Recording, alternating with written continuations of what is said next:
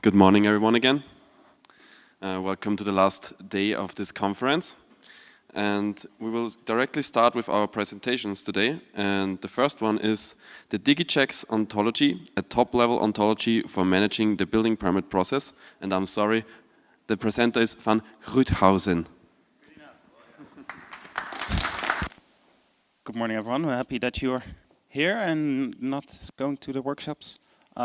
I'm going to talk a little bit about the DigiChecks ontology. There hasn't been many presentations as Czech, but we are a sister project to them. My name is Koen van Gruijthuijsen. I'm the field leader model-driven development at Semtech. Semtech is an organization that is works with systems engineering. Could I have a quick raise of hands who's familiar with systems engineering? Not too many, and not too many confident ones. So very briefly, systems engineering, it's a big practice in the Netherlands. It's basically the standard for infrastructure projects where we try to divide big buildings into smaller manageable parts and describe the interactions and the requirements for them. And I see a lot of overlap with permitting, so I will be talking about it a little bit more today. Let's move on. Some background. There are a lot of papers and a lot of documents and a lot of PDFs, but yeah, we know that. We also know this. We're sharing documents back and forth between an applicant and recipient and back and forth. We know this. We've been hearing this for 3 days already. So let's talk about the DigiChecks framework. The DigiChecks framework, I was involved in building the ontology inside the DigiChecks framework, so we'll be mostly talking about ontology. So the ontology contains, we had a few design considerations. So what we think is important is that it is reusing existing ontologies in the, systems engineering domain, but basically ontologies that are used by the industry already. We also think it should be suitable for every level of automation. Whether you're sending documents or already sending BIM files, it should be something that works for everyone. It should also be adaptable for many contexts. DigiChecks worked both with buildings but also with big infrastructure projects, so we had to make it work for all of them. It had to work in Spain, it had to work in Austria, it had to work in the Netherlands, it had to work in the UK. So many different contexts, that's important to us. And obviously, it should support permitting. Let's talk about reusing ontologies. So the way we did this is by looking at what ontologies are already used in the market today. One of the biggest places where ontologies are used is, in the Netherlands. We are heavily invested in systems engineering, and we use the semantic modeling and linking ontology, which describes objects, activities, but also requirements into one ontology, and we use that as our starting point for our DigiChecks ontology. So systems engineering, we see another systems engineering word, verification and validation. That's basically the way where we find out if we fulfill a requirement. So if we have some compliance checking, you will hear that word more often today. Then it should be suitable for every level of automation.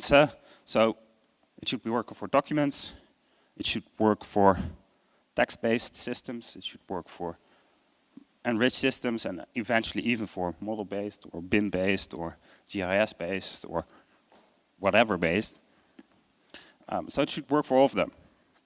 And this is a little bit older, but so this is when we started the project, but we noticed that, at least for our people in our consortium and for the places where we went to, not everyone is at the BIM level yet. Some people are even at documents-based, some people are even on the print-based level. So it's important to manage all the different contexts, all the different levels of automation. It should be adaptable for every context, so it should be, and the way we did this is by recognizing that there are different levels of detail, the same is true for information. So you try to start with a very high level, top level ontology where you just describe objects, so that not only works for permitting, but it will also work for systems engineering. It will also work for your communications with the client. It should work for the high level overview. Then, well, you add the DigiChecks ontology, and eventually you add the ontology that works for your context. So, for example, an ontology that I'm working on today is an ontology about public spaces in the Netherlands. So then you can really go to and another one would be where you describe all the different kinds of IFC doors or other IFC elements. And then finally, there is of course the project data itself. And it should support it should support permitting. We decided that we look into a few permitting processes that we identified, that we recognize with the systems engineering mindset. So that's the verification sub-process or the compliance checking process, and of course the transmittal and of information between the applicant and the authorities. Okay, so how does the ontology look like? Very briefly, this is how it looks like for the verification process. So we say there's a requirement, which is already something existing, something that the industry knows. We have entities, so the things that are real in the real world, for example, an IFC door or something else.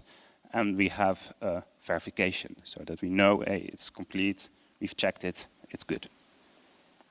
The permitting model is slightly more involved, but it's still relatively basic. We have a permit, we have a request for it, we have people involved in the process, and that were all necessary to work in our framework. Because that's how we validated it.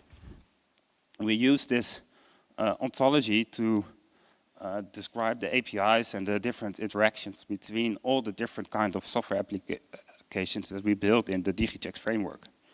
And we made all the applications talk using the DigiChecks ontology.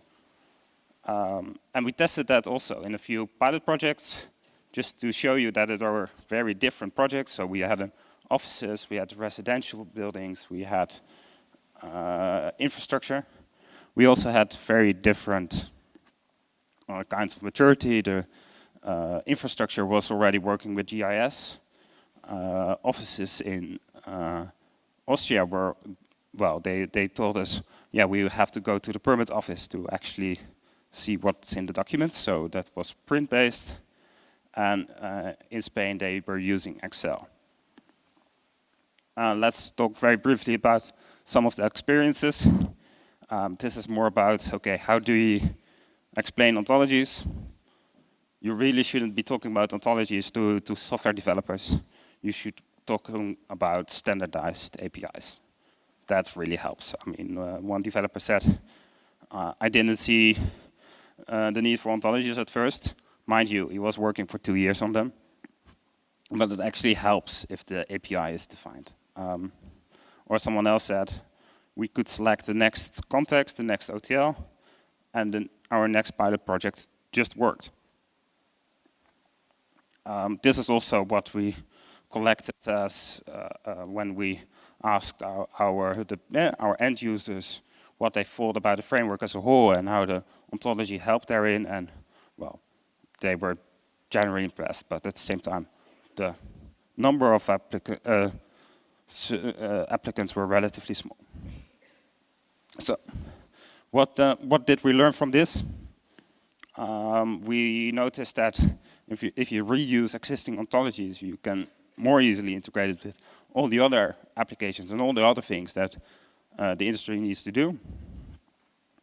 Using ontologies as a way to define APIs is really effective, and well, it helps in making permitting more easily understandable. And in the future, what I hope to do is to combine these models with, for example, process models, BPMN, or others. I saw the work of Emma and was really impressed. What I would also want to do is combine these ontologies with other ontologies that are also about permitting.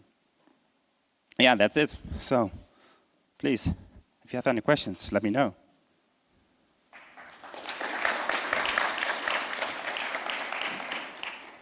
So, are there any questions? Yeah, this is not just a question. We were speaking before the presentation that we could be integrating ontologies from DigiChecks, from Accord, and from checks. Okay, do you think it is possible to get like a complete ontology about the building permits, aligning the three ones, and it could be a good base for a new standard about digital building permits? Standardizing ontologies is always a good idea, and bringing the best bits from every ontology is the way forward in that, to achieve that. But I would caution against thinking going for a complete ontology and go for an ontology that just works for the use cases, because it needs to be about adoption. If you can make brilliant ontologies, but if you don't get people to adopt it, it's just there. Yeah, but I understand that the ontology is the first step, because the real step is to have the knowledge graph with the content describing processes and all the entities there, I guess. That's part of it, yes. Thank you. Are there any other questions?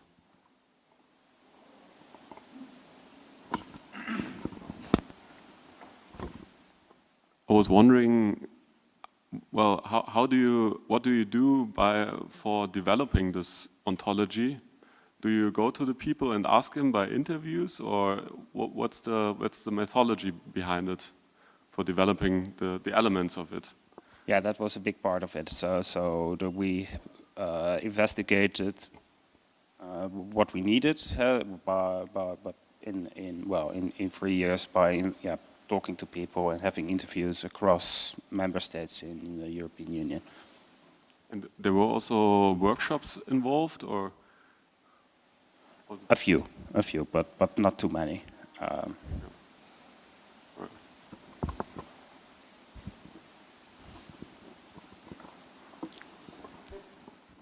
Thank you.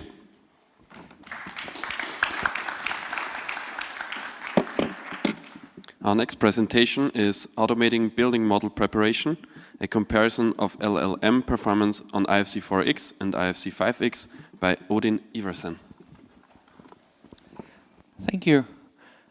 Yeah, my name is Odin Iversen. I'm a PhD candidate from the Norwegian University of Science and Technology, and I've written a paper together with Eilif and Judith, who you've seen at this conference, and my supervisor, Lisen.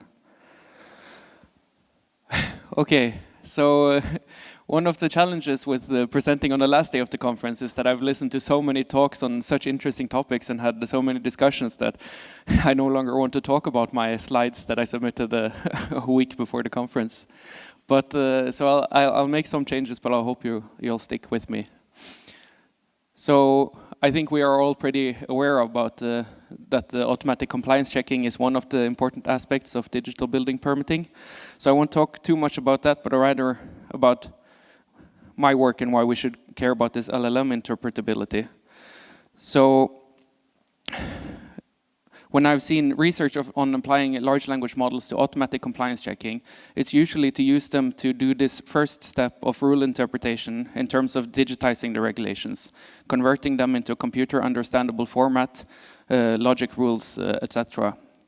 But my idea was that if the large language models are capable of converting the rules into a computer understandable format, doesn't that mean that the natural language regulations themselves were computer understandable in the first place, since you could use the LLM, which is a computer program, to digitize them?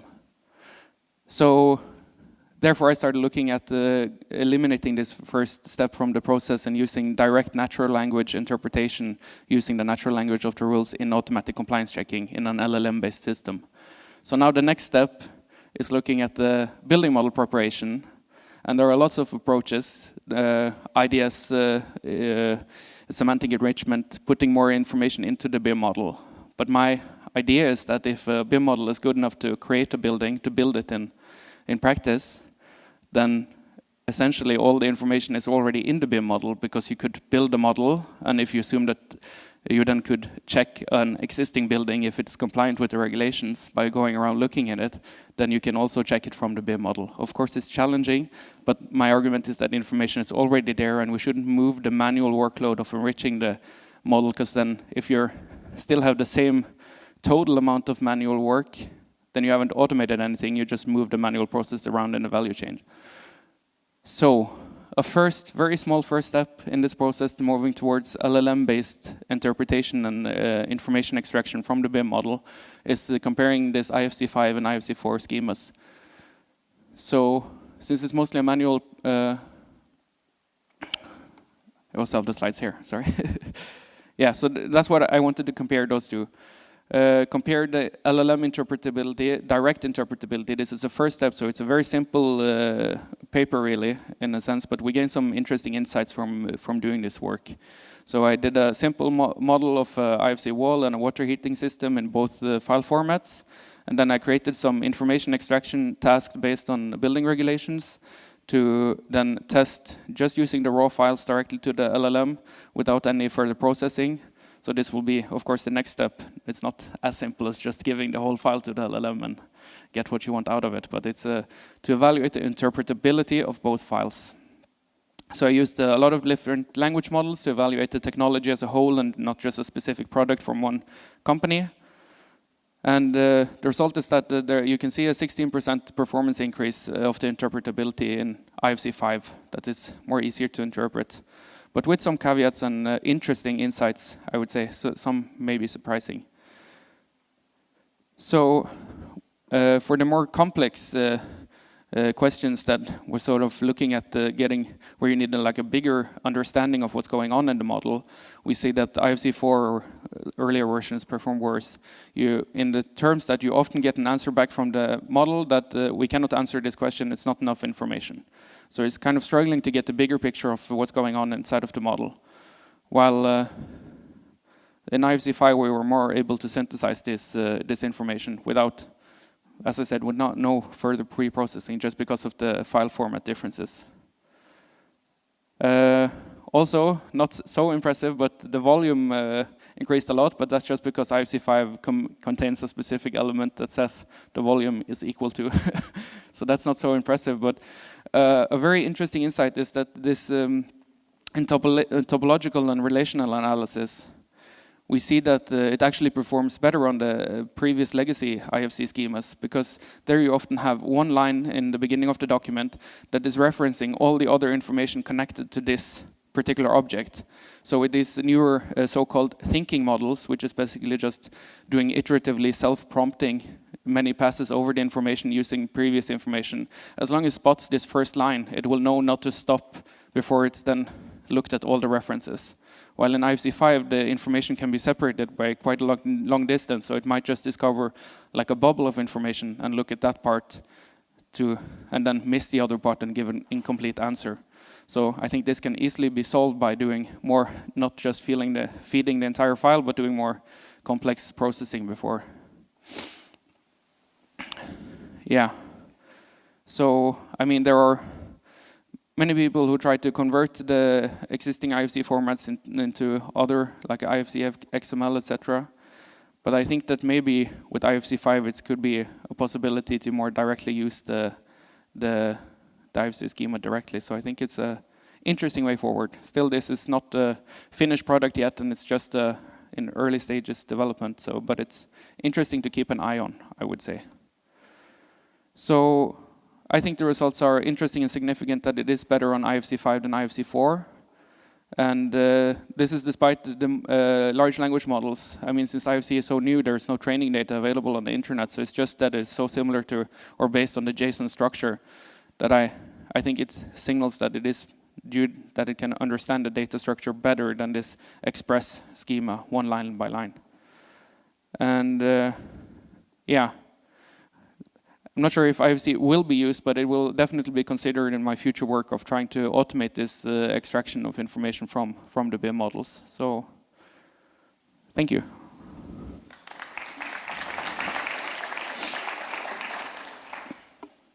Thank you for your presentation. Are there any questions from the audience?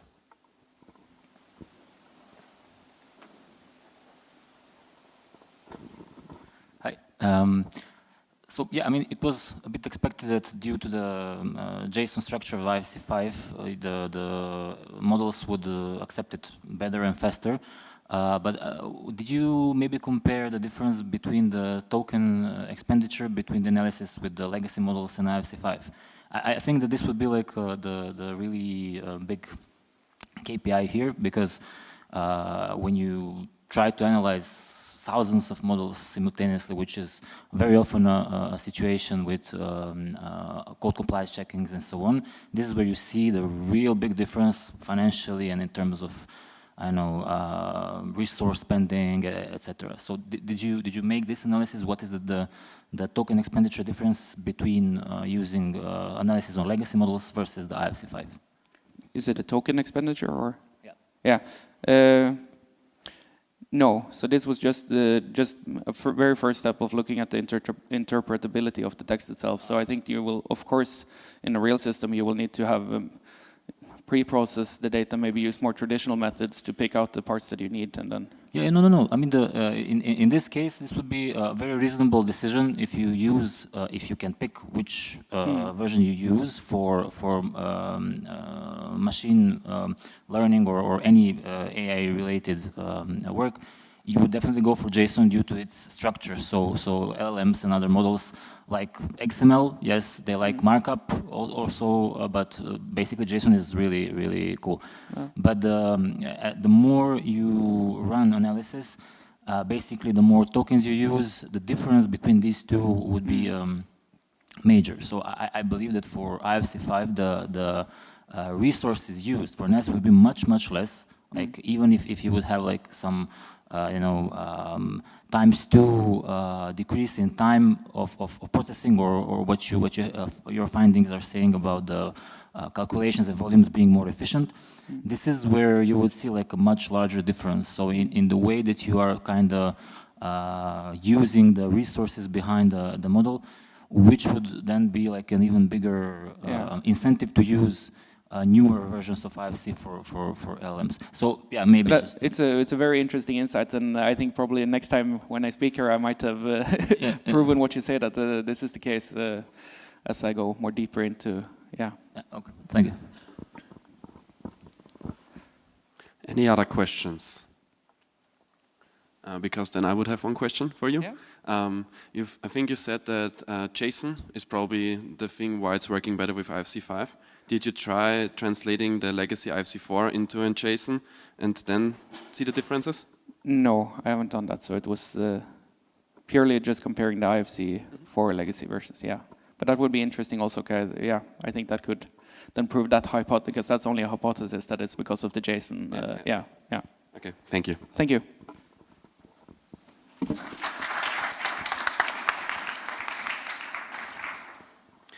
Our next presentation is translating building regulations into IDS for automated code, for automated compliance checking, and comparative study of manual and AI-driven approaches by Jernej Tekavec. Thank you. The switching is there? Okay. It's up there. Yeah, hello everyone, also from my side. This is the work that has been mainly done by my master student, Anshika. I'm really sorry that she couldn't join us to be part of this conference, so I'm presenting instead of her.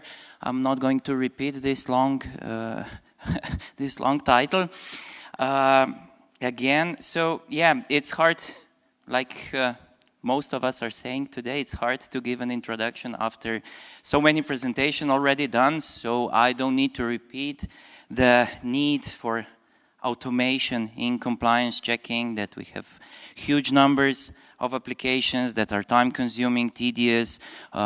We can get incomplete and arbitrary results out of manual work. So yeah, the general idea here was, this was basically continuation of Anshika's work on the master thesis. We ask ourselves to challenge the LLMs, like it was in previous presentation. It's really about doing a little bit different work, but it's all about challenging LLMs. What can they do? To what degree can they do it? So we said, okay, let's go point to point, like from core exact regulations, so from the source to the IDS without any middle step, and see what comes up. And yeah, many studies already exist. So why this one? We thought it's good, and I think it will be good also in the future to challenge those LLMs, because they are changing very fast. Each new version is, let's say, smarter, can do better things. So it's good to challenge those LLMs and see what comes out, analyze. And yeah, we think that this point-to-point approach and analyzing the end result is a bit, is good for research, because it's a bit more analytical, because you can do then checks from the start to the end and see what's happening. Yeah, so the aim was to create IDS files out of initial regulations that were in the, so Anshika tried with some regulations that exist in Nepal. She's from Nepal, so she took the regulations from there. And yeah, so first we converted written regulations into machine-readable format manually to have a comparison. And then we also manually created IDS in the editor. And then we compared that to the automatically created IDS and analyzed the results. That's also the graphical explanation how we did it. So it's quite a simple methodology how we did it. For the manual part that's on the left, there's a raise markup in between. So that helped us to manually create the IDS. But for the AI, for LLMs, we just challenged it with the regulation and make an IDS file out of it. These are some examples of the rules that we took. Ones were longer, more complex. Some rules were quite simple. So we also tried with different types of rules. So the manual approach was just labeling, and then we used Akka software for IDS creation, so IDS editor to create it. And then with LLMs, we used ChatGPT, Claude, and Gemini. And like I said, we just took exact written rule plus in the prompt create IDS file. So it was really on that level, the prompts were comparable. And yeah, then we can go to the comparison, what we got. We also helped ourselves a little bit with LLMs to compare the structure, in which the LLMs are really good. So we got some results about the differences in the structures, like namespace, wrapping, some meta info, like that there were some structural differences already in the IDS. And then we went, so this was the first part, like looking at the structure, and the second part of the validation is using IDS validator, also from Akka software. And of course, the manually created IDS was labeled as valid because it was already done in the IDS editor, but all three IDS files from LLMs were marked as invalid. In the future work, we also include the analysis of why and how and why it happened and to what degree they are invalid. For now, we just stick with, okay, if it's not good, then yeah, the first level of analysis is just, it's not okay. It's labeled as invalid. And the third part of validation of comparison against manual and also with manual and against some possibility of validation is to use IFC and try to apply the IDS to make a check. And then also manually created IDS worked, and all LLM created IDS files failed to validate the actual IFC model. It was reported that the property set is not even there, and yeah, that failed, but it was there.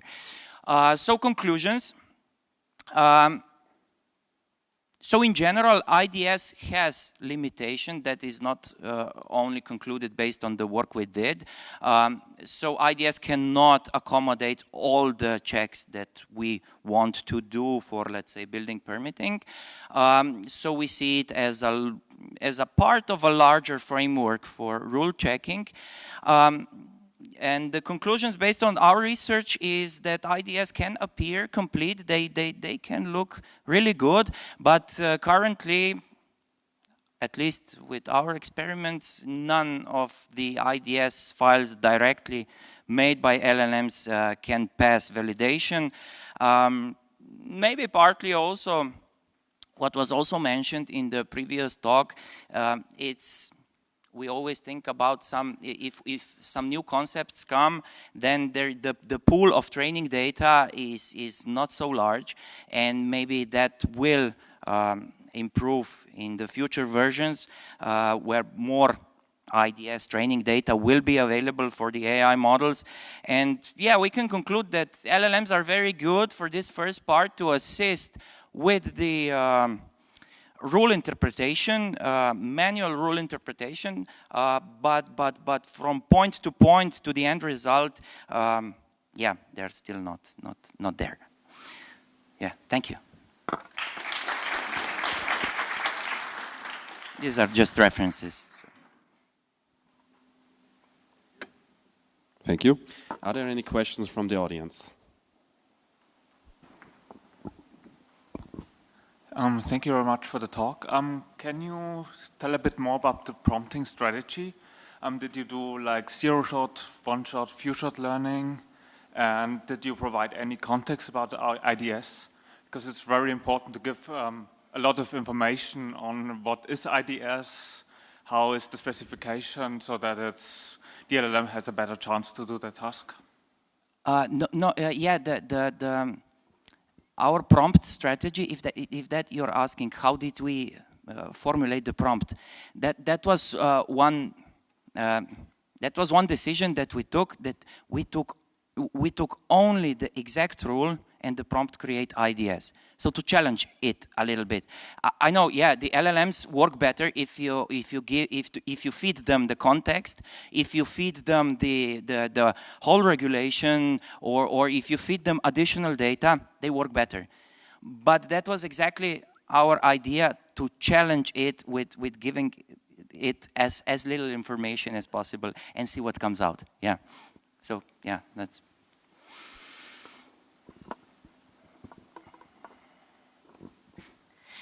Thank you for your very interesting approach.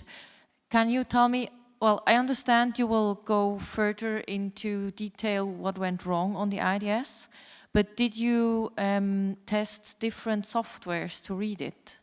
Because in my understanding, sometimes a working IDS is failing in some of the softwares because there's one tiny bit in it that's not matching the software. That's a good idea, actually. Yeah. We will also try that. But as far as we were able to look at it in this validator, yeah, it failed because it really was wrong in some parts. Because also then the application of IDS on the IFC file failed.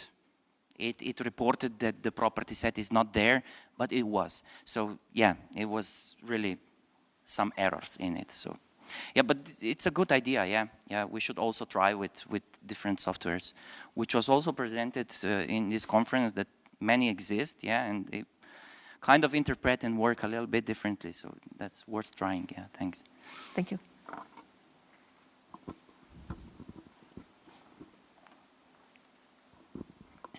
Thank you. So my question was, you mentioned that as the next step, you're going to be looking into the specific ways that the IDS was not correct. But I'm wondering if you could share a little bit more about either just what you've anecdotally observed or if there's any initial IDS failures, the types of IDS failures that you've identified. So many nice questions. I'm really sorry that Anshika couldn't come because it was mostly like doing it was her part. So that I'm not able to really accurately answer right now. But yeah, she did try to, but currently, yeah, anything I would say would probably be just guessing. yeah. So yeah, I'm really sorry that she couldn't join. But yeah, that's how it is. Thanks for all the questions also. Thank you again. Our next presentation is a scalable AI-enabled framework for digital building permit compliance verifications by Stefanie-Kaiser. Hello.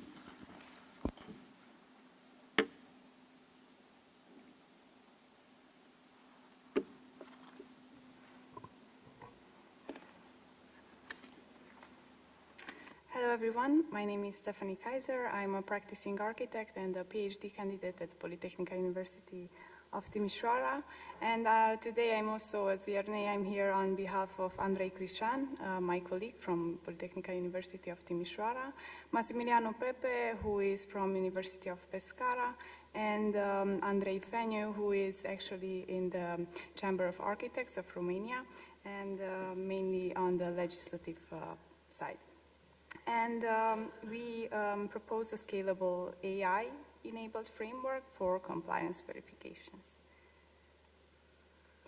So it has been frequently discussed that building permits are still slow, fragmented, and based on isolated documents and systems. So even today, in many authorities and in many countries, they rely on PDF-based or document-based disconnected databases, which leads to repeated checks and delays. So why this matters? Why is this important? It's because building permits are not just administrative tools.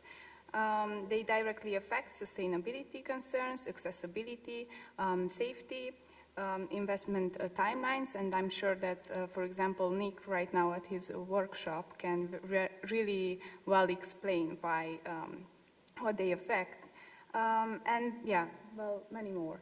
And when building permits are inefficient, it really slows down the entire development. So the nature of the problem is that regulations are not just technical, they are spatial, they are complex, they have semantic constraints, and they are often very ambiguous, that we heard also yesterday as well. So this brings us to the direction of the research, which is focusing on how BIM and how OpenUSD and AI can work together to move building permits from document-based workflows to integrated systems. And OpenUSD is a scene graph-based standard for composing complex digital models. I will come to this. And this led to our three research questions on our study: what limits the automated compliance checking today? How can OpenUSD and OpenBIM standards overcome these limits? And what system architecture can integrate rules, models, and AI? So the methodology of this study consisted of three main steps.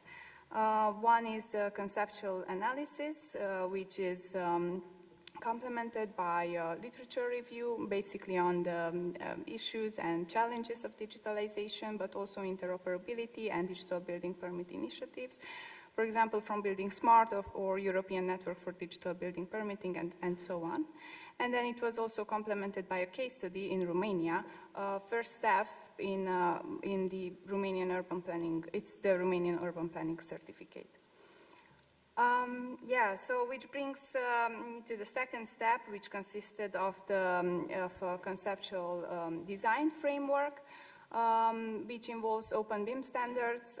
It's IFC for the core model structure, IDS for machine-readable information requirements, Building Smart Data Dictionary for standardized property definitions, BCF for issue communication, and together with OpenUSD, a scene graph as a federated scene graph environment. And here we distinguish two main rule types. So one is largely the property-based rules, which are encoded by IDS, and then the spatial, the context-dependent, often ambiguous, which are benefited by OpenUSD and AI.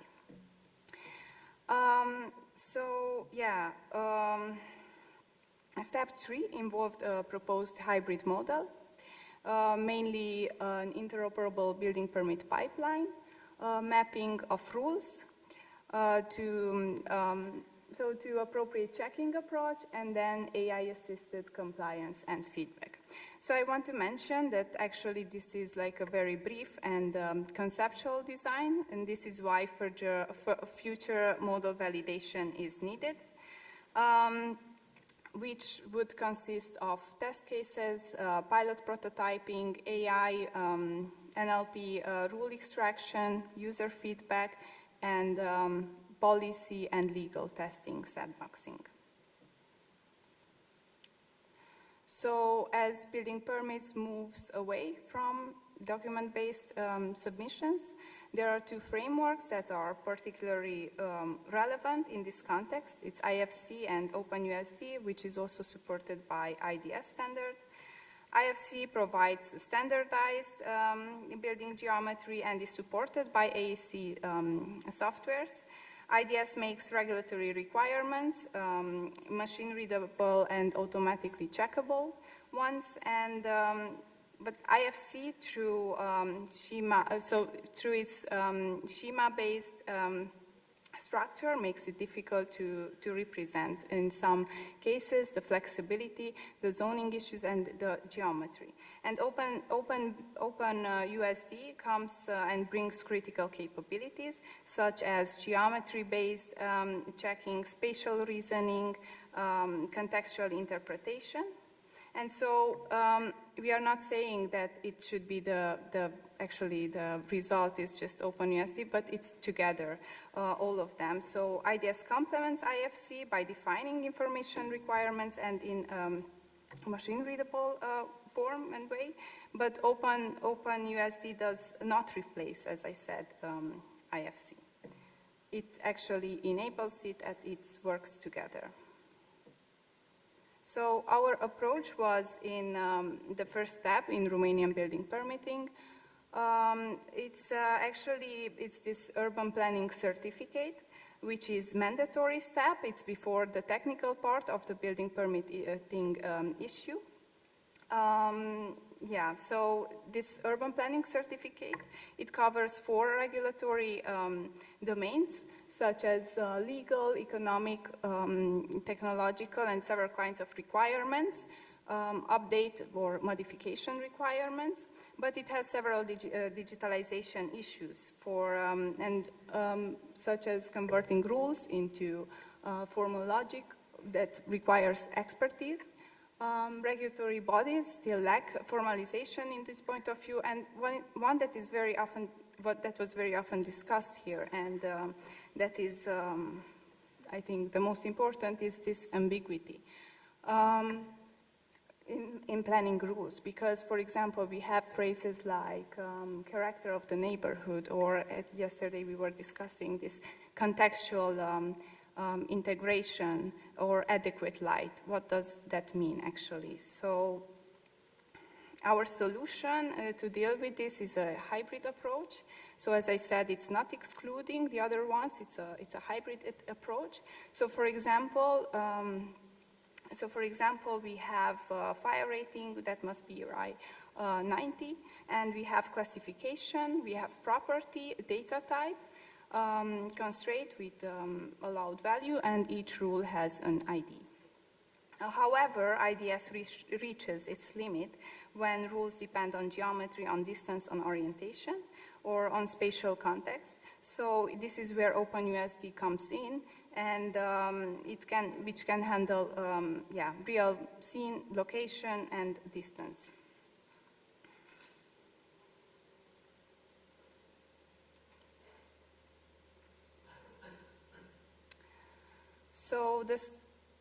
So the pipeline starts with the urban planning certificates, which is ideally received by a in a digital format from the municipality, so that all legal conditions enter the system from the beginning. Next, a rule engine or an NLP tool extracts the mandatory requirements. Models are then uploaded as OpenUSD layers. Metadata is attached, and then AI then evaluates compliance by reading geometry, relationships, and rule logic from the scene itself. And then finally, the submission and validation happens through a live digital model instead of a PDF.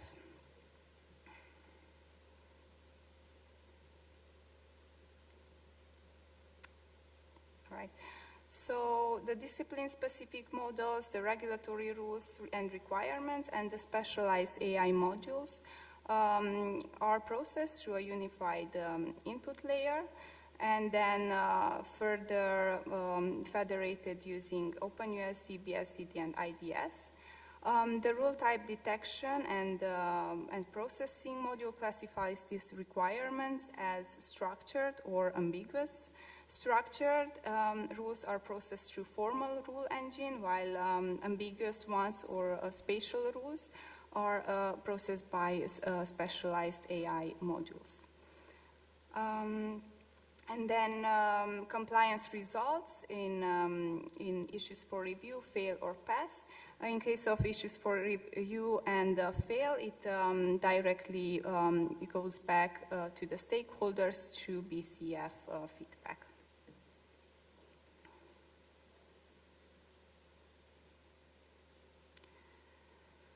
So combining OpenUSD and OpenBIM shows a potential for handling spatial and context-dependent regulations, compliance checking from document interpretation to data-driven evaluation. We acknowledge several limitations, so this is, as I said, a conceptual design approach. But also in, for example, in regulatory ambiguity, in legal, which is quite hard to still to process. Then legal institutional readiness is also limited. Then the technical ecosystem, which is still in somewhat early stage. And it also requires specialized formalization skills. The study supports a more transparent and auditable and interoperable building permit pipeline. It reduces manual checking. It also supports reusable rule templates and AI handling of qualitative rules, and contributes to the golden thread of regulatory information across the life cycle.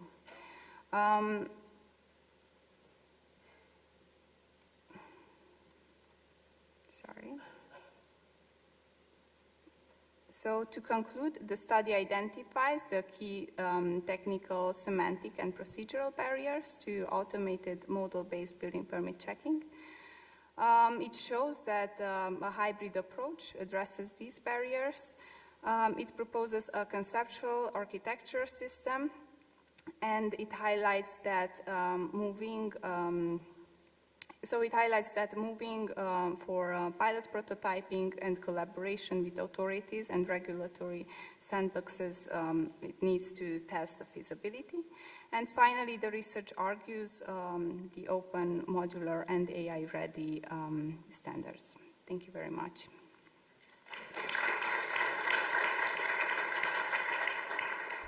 Thank you. Are there any questions from the audience?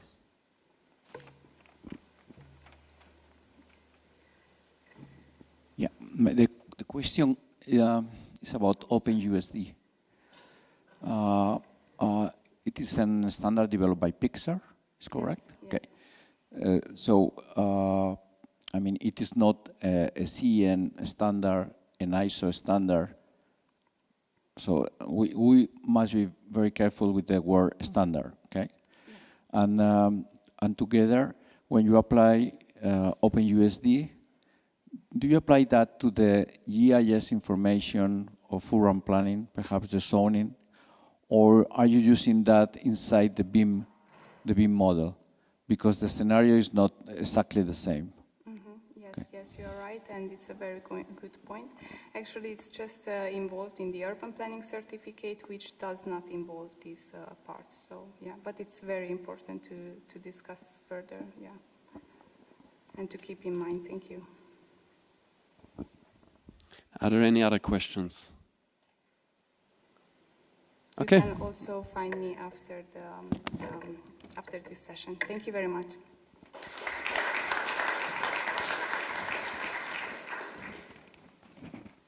Our next presentation is Uncertainty and Risk Assessment for the Use Case BIM-based Building Permit Process by Valentin Koller. Thank you. Well, good morning, ladies and gentlemen. Yeah, my name is Valentin Koller. I'm from the University of Applied Science in Bremen. And yeah, before I begin, I actually wanted to say thank you to Professor Schranz. Unfortunately, he's not here, I cannot see him. And of course his team as well for organizing this amazing conference, because I think it's a very, very big opportunity for the whole construction sector. Maybe for the whole society, we heard it. Maybe it plays its part in solving this housing crisis. I really hope so. And well, while my research, I got a big fan about it, about this use case. I also think it's a great opportunity, but it was not always like this. I mean, I had my doubts, and maybe I still have my doubts about it, at least about parts of it, about some solutions we were proposing today or these days. I'm not sure, I'm uncertain if they work or if they don't work. And this is a risk. So this is how we came up with the idea of this paper. Well, probably I'm not the only one having doubts about it. I met a lot of people, probably not in this room, but from outside, who don't believe in this use case, who don't believe in BIM, maybe they don't even believe in digitalization. So we were wondering what's this uncertainty is about? Where does it come from? What does it create? And there we come up with the idea of this paper. But first, before I come to the results, we need to understand what uncertainty really is. Well, I think the best comparison with this Coen, the ISO 31000 says, risk and opportunity is a consequence of uncertainty. And uncertainty, it's like flipping this coin. When you flip, and I would bet all my money on heads right now. I'm wondering if anyone bets against me, all of his money, all of his wealth. Well, it's heads, lucky me. And the same is with the use case BIM-based building permit process. I mean, we bet all our energy, all our effort on it, and it will be probably an opportunity. I mean, I hope so, but it can fail at some point, and this is the risk included in it.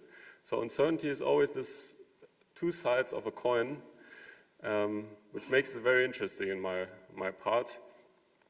Another very interesting part is the subjective part about it. I mean, we were talking over these days at this conference about the problems, about the opportunities, and probably they are very objective because we're doing research in it. We share the same knowledge base, but there are a lot of people who don't have this knowledge, and they are also evaluating this use case, and so they would evaluate it differently. When I started to get in touch with it, I also evaluated it differently.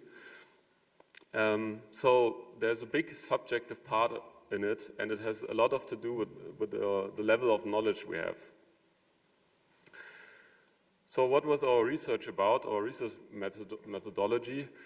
We were beginning with interviews with experts as well as non-experts in this specific use case. We selected our participants and assessed risk, opportunities, and certainties about these risk and opportunity assessment. Then in the second phase, we did a qualitative content analysis to create risk categories to make it comparable. And at the end, after some time, after a week or so, after the interviews, we asked again the participants what's their knowledge level in these risk categories. So this was our subject.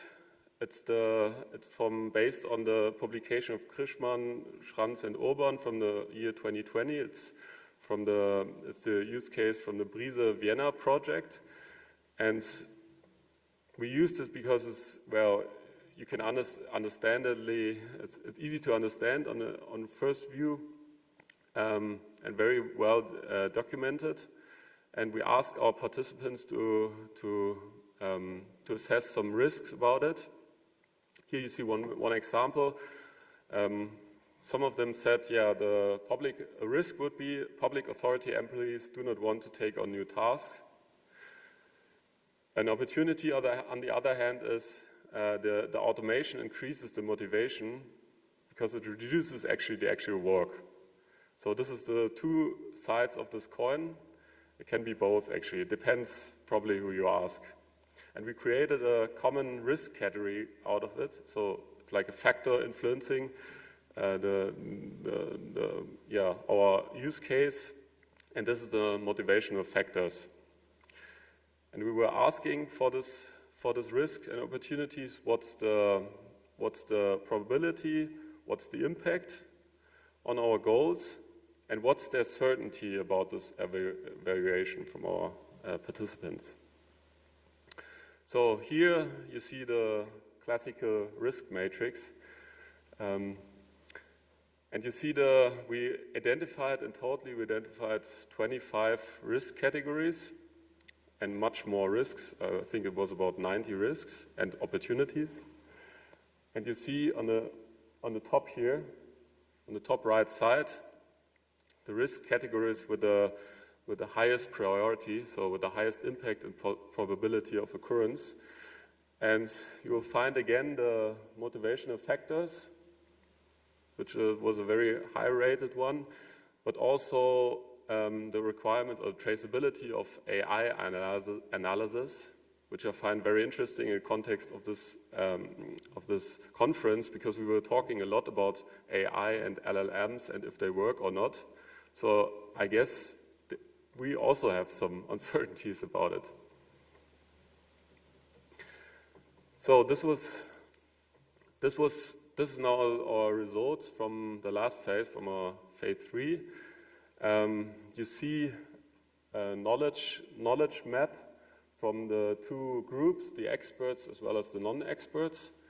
And you see in the red straight lines is the certainties about their opportunity and risk assessment. And in the green dotted lines, you see their knowledge level. Maybe you're wondering why there are so many data points missing. That's why, because not every expert talked about every risk category, but still, I think you see the point. There are some points where the certainty and the knowledge level is actually very close together, and we called it conscious certainty or conscious uncertainty. Depends if it's to the middle or if it's on the edge. We knew, in the point of uncertainty, for example here with the non-experts, they knew they're not experts in this field, so they had their certainties or uncertainties about this evaluation. And now you also see a lot of points where the knowledge and the certainty level is not so close by.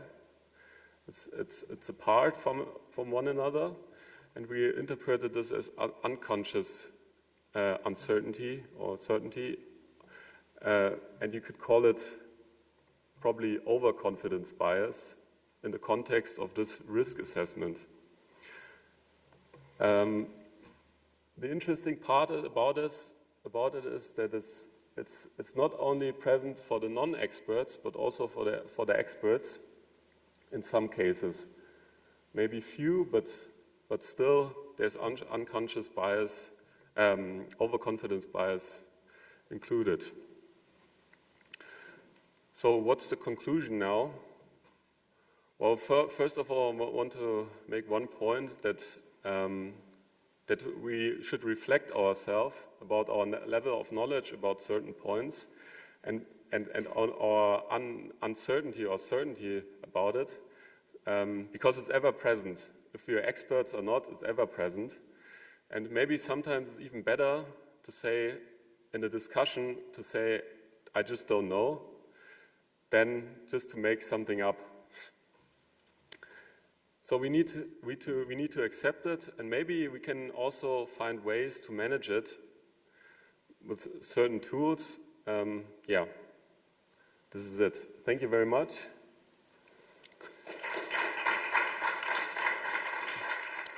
Yeah, if I've sparked your interest about this topic, it's quite a different topic than the others maybe.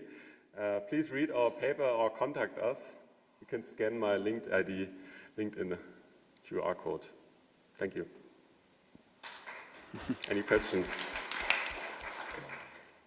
Are there any questions from the audience?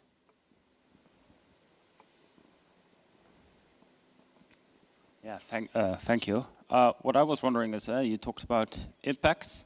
Did you different? Sorry, that's me. Yes. So you talked about impact. Did you try to differentiate that impact based on time, money, safety, or those kind of things? No, we actually didn't. It was just question of impact. We didn't go further into this risk assessment. Probably this would be the next step to differentiate and build a bigger model about it. Mm-hmm. But we didn't so far. Okay. Well, thank you. Yeah. Any other questions? Okay, thank you. Thank you very much.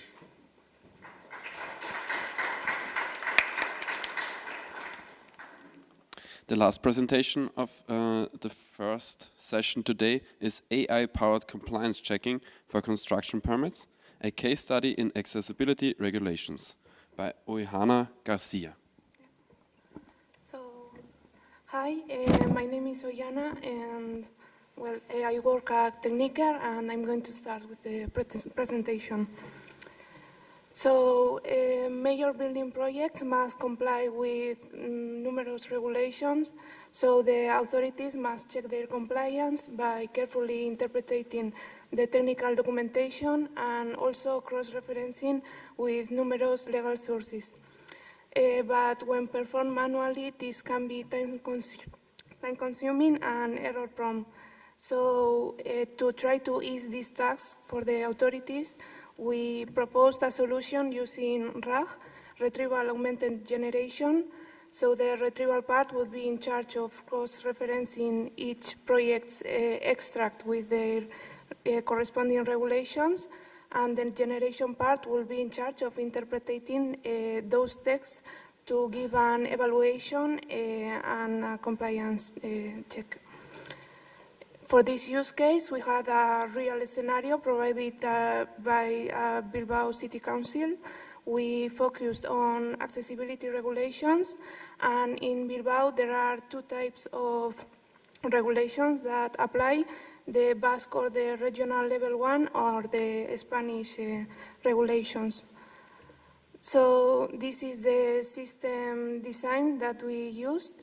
This is a RAG pipeline with the classical modules of RAG that are the indexation, the retrieval, and the generation. So first of all, in the indexation, the accessibility regulations must be transformed into a vector database. So, but the regulations are in PDF format, So, and this is an unstructured form of data. So first of all, we had to convert it to an structured form of data. In this case, we used JSONs. And we obtained the section name, the content, the pages, the page numbers, the images. And this content, first of all, is splitted. And each chunk of a section then is converted into an embedding and saved into ChromaDB database. So when doing this automatically, to convert a PDF into JSON can present many challenges.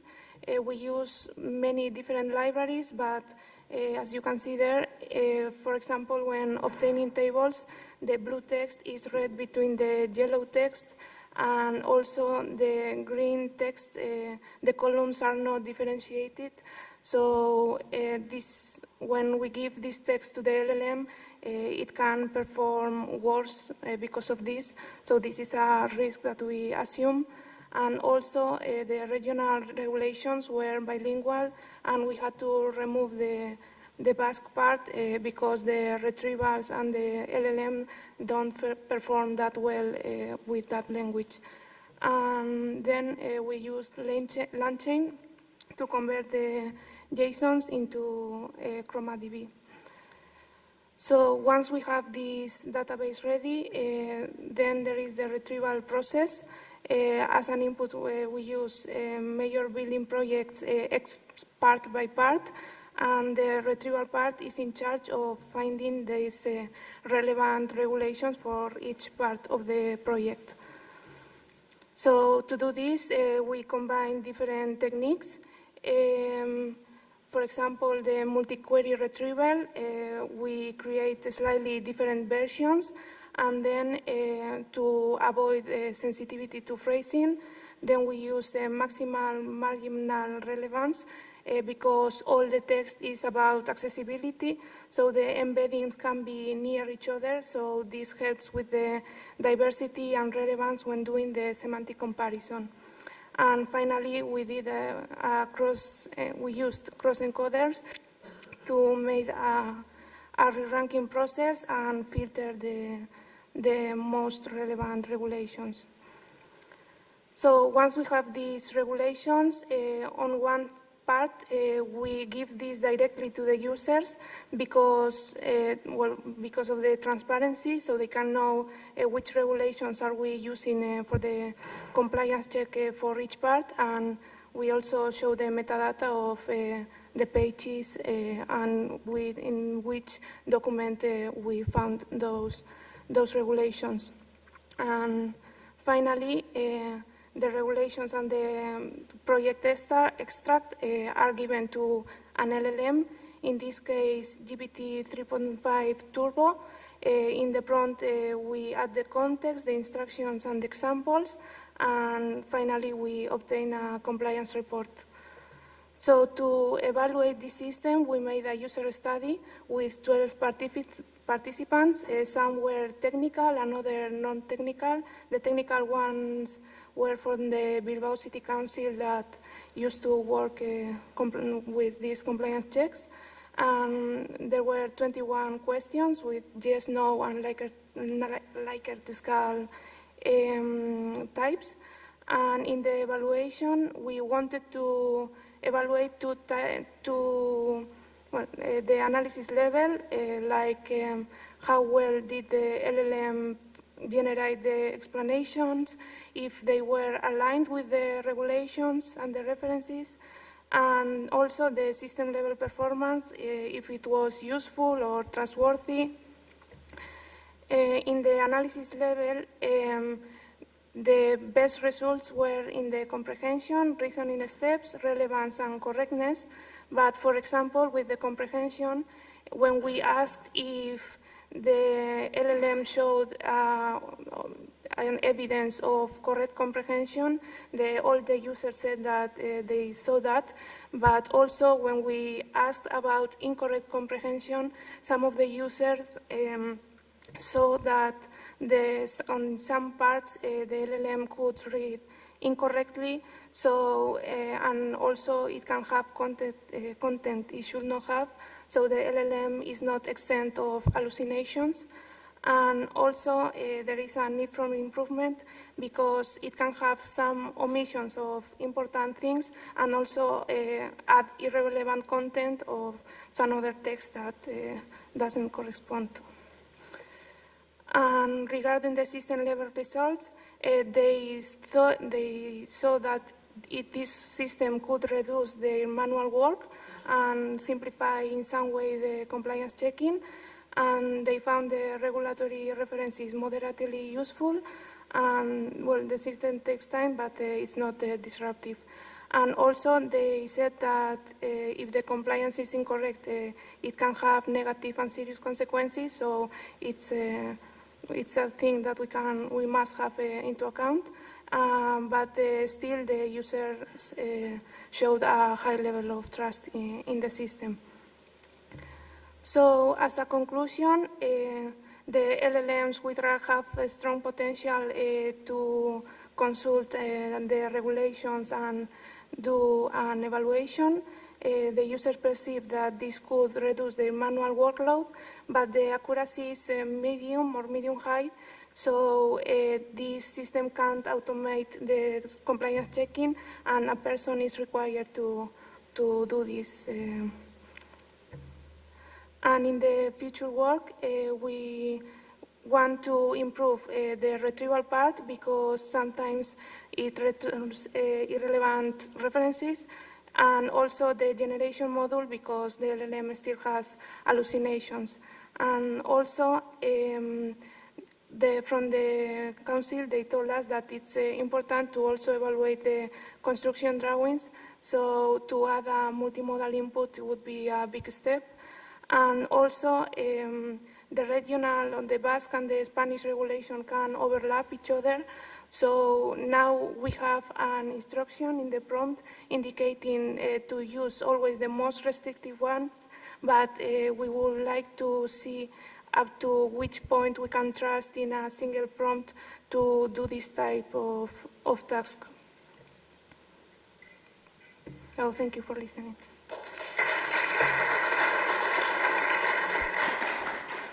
Thank you for your presentation. Are there any questions from the audience? Hi, thank you for your presentation. One big problem we always see with AI is, as I said before, the hallucinations, false positives, false negatives. So my question is, how many of those results were actually positive? Maybe a percentage or? Yeah, we don't have a percentage because we evaluate more generally, like did you find incorrect evidence? So yeah, we have like 2 examples of incorrect evidence, but we don't have an exact percentage or a number. Okay, thank you.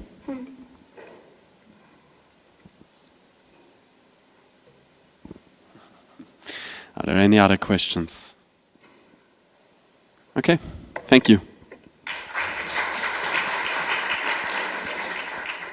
This concludes this first session of the day. A quick schedule update. We will extend the break for 15 minutes, so we will see each other back here at 11:30.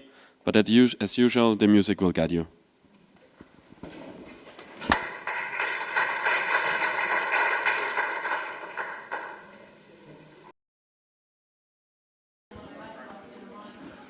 Welcome back, everyone, to our last session of this year's Digital Building Permit Conference. In this session, unfortunately, we only have 3 speakers because one of the speakers could not come. So this means for us, we have plenty of time. So I hope you prepare a lot of questions because you can ask as many questions as you want. The presenters will be very happy.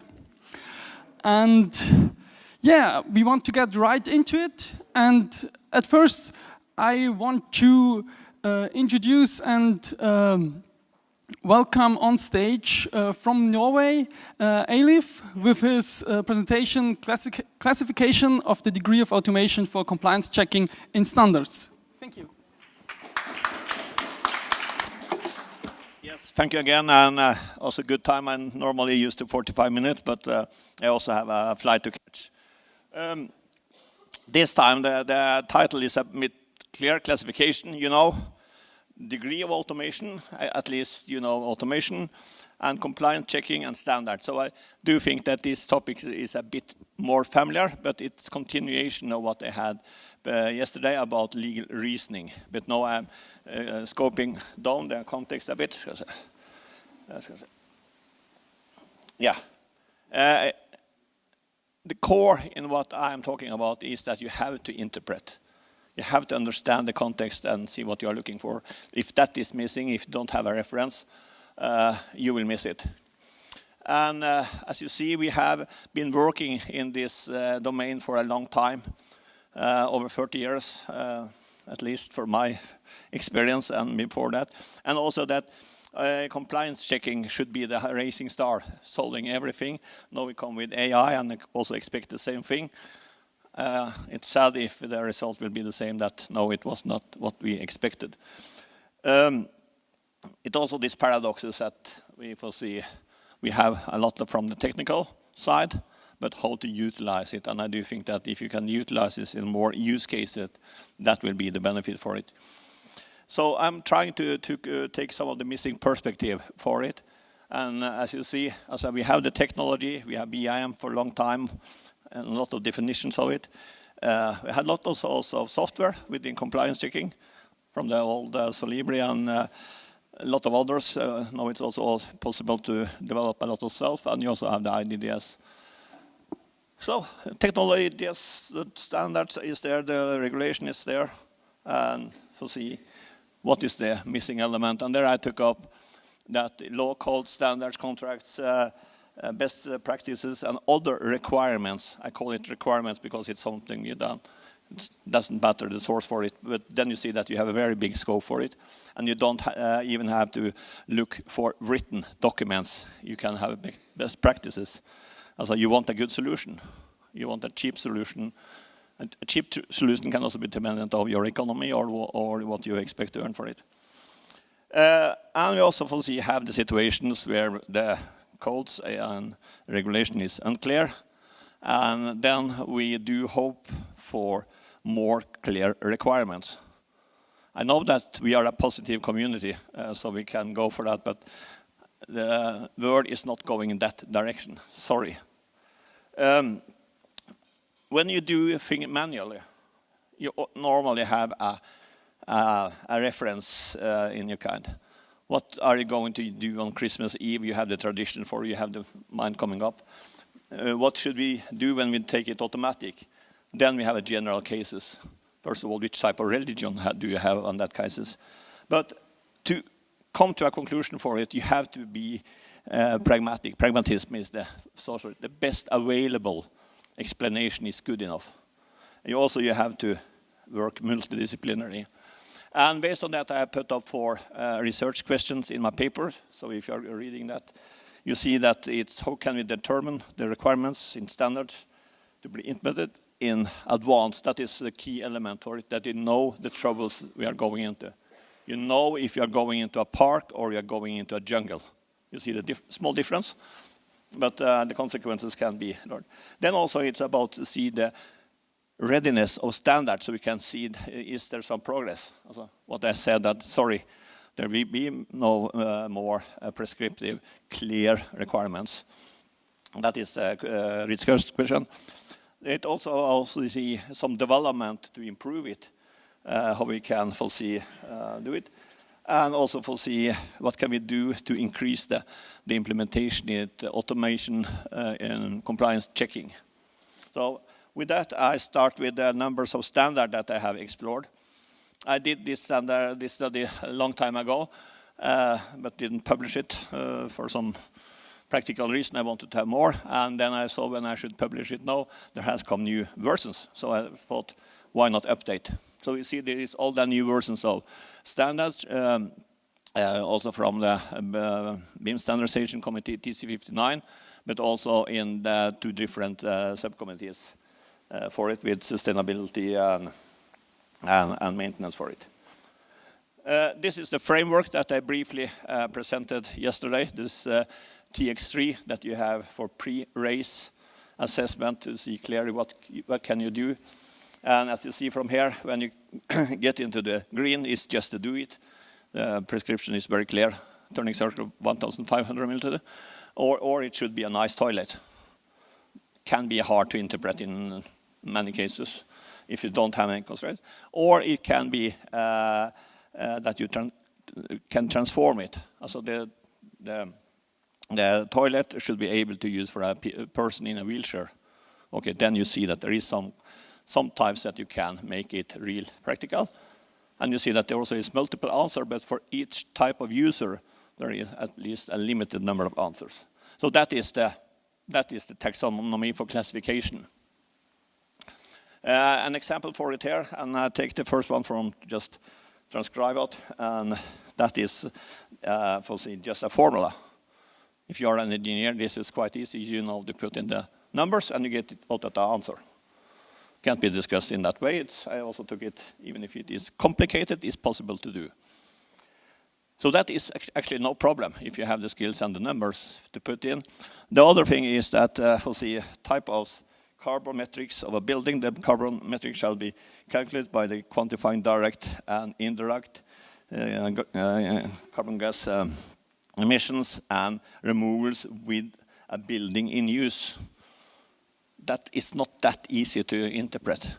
What is a building in use to start in that way? What is the emissions? What is the indirect? What is the direct?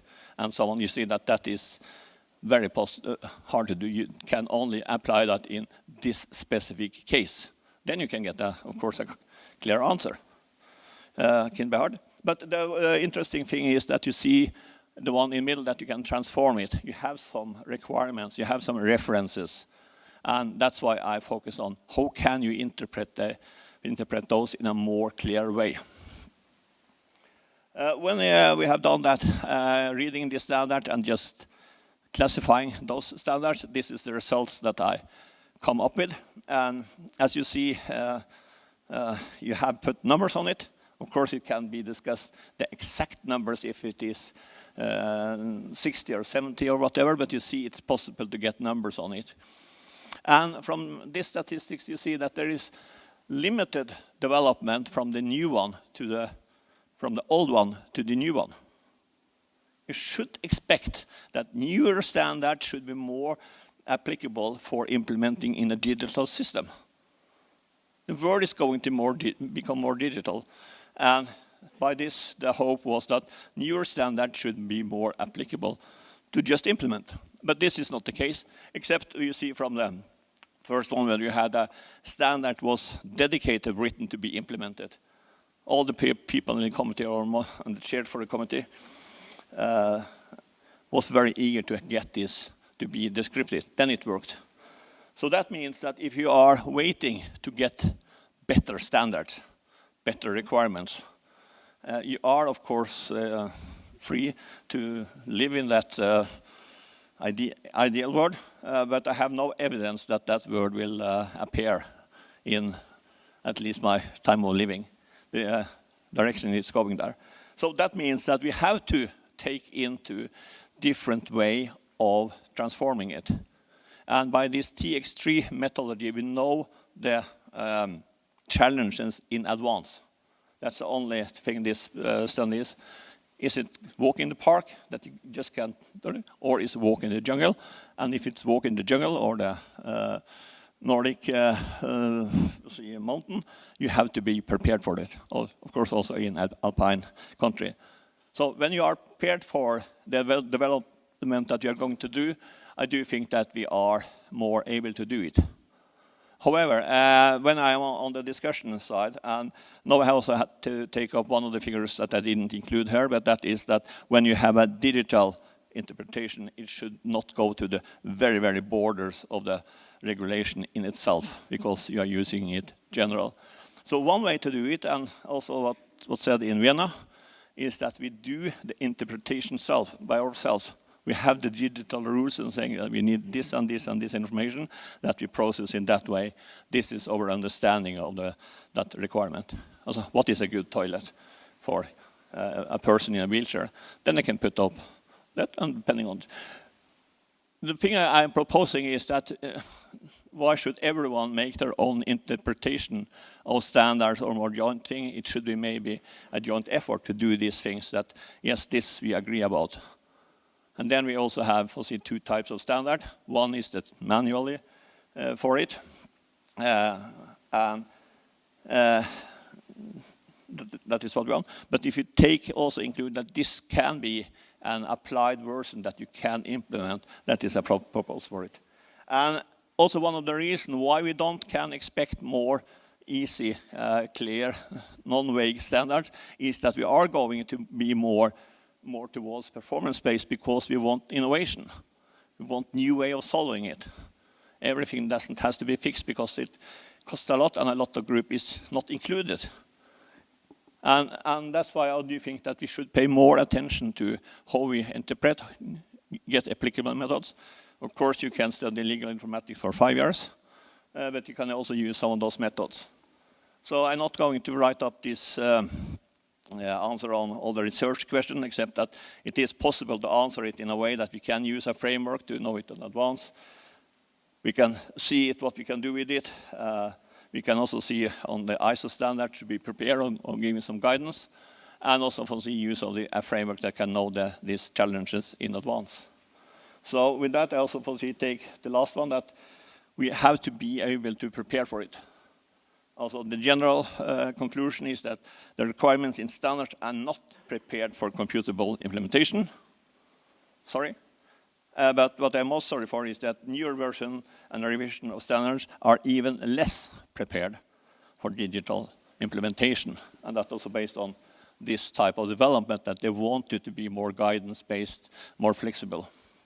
That means that the last slide I have is that maybe we should use automation in compliance checking. I do think that is a better word than automatic automation towards it. It doesn't have to be 100% automation. Maybe it should be abbreviation for automatic compliance companion, that you use this as a support to get good solution, good designs, and so on. Also, maybe you use it to get good regulations, because you have done it, you have the discussion, you have examples for it. So with that, I finalize my presentation and are open for questions.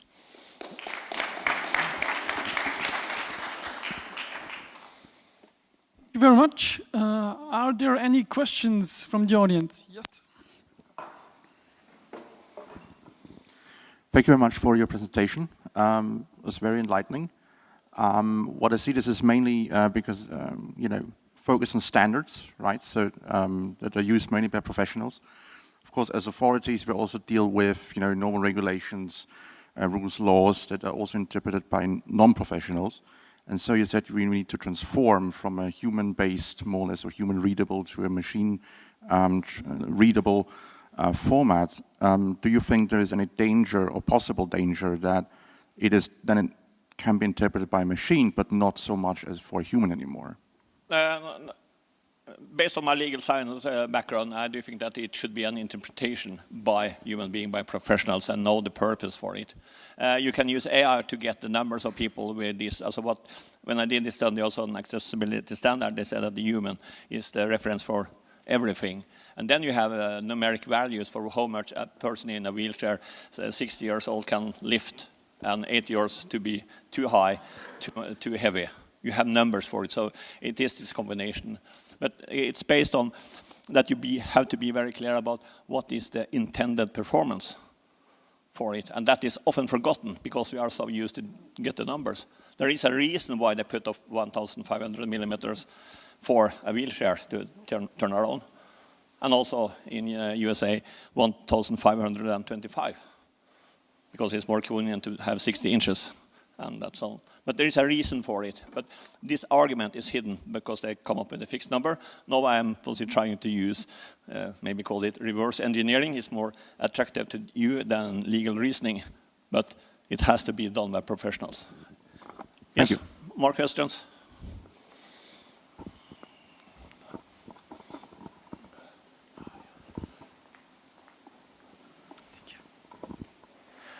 Yeah, it was a very nice presentation. What I was wondering about is I'm very much used to compare requirements on a smart analysis, and what's the difference with TX3?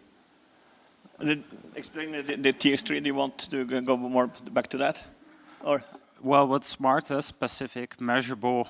So is a requirement measurable? So that I feel it's very close to this framework. So what's the difference? I'm not sure I understand quite your question, but this is a classification framework that you can go into the direct text in the standards and interpret those and say that those are clear, just implement it.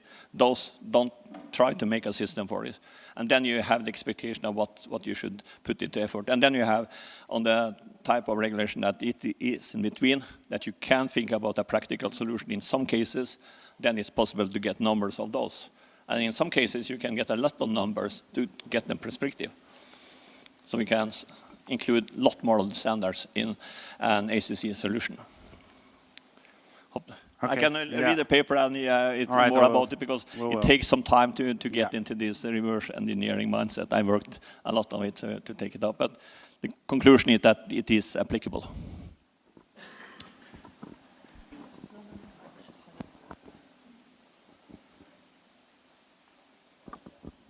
Have you considered looking at maybe if the same standard, the same version of the same standard, if the numbers change over time as technology advances somehow, that the ratios would change?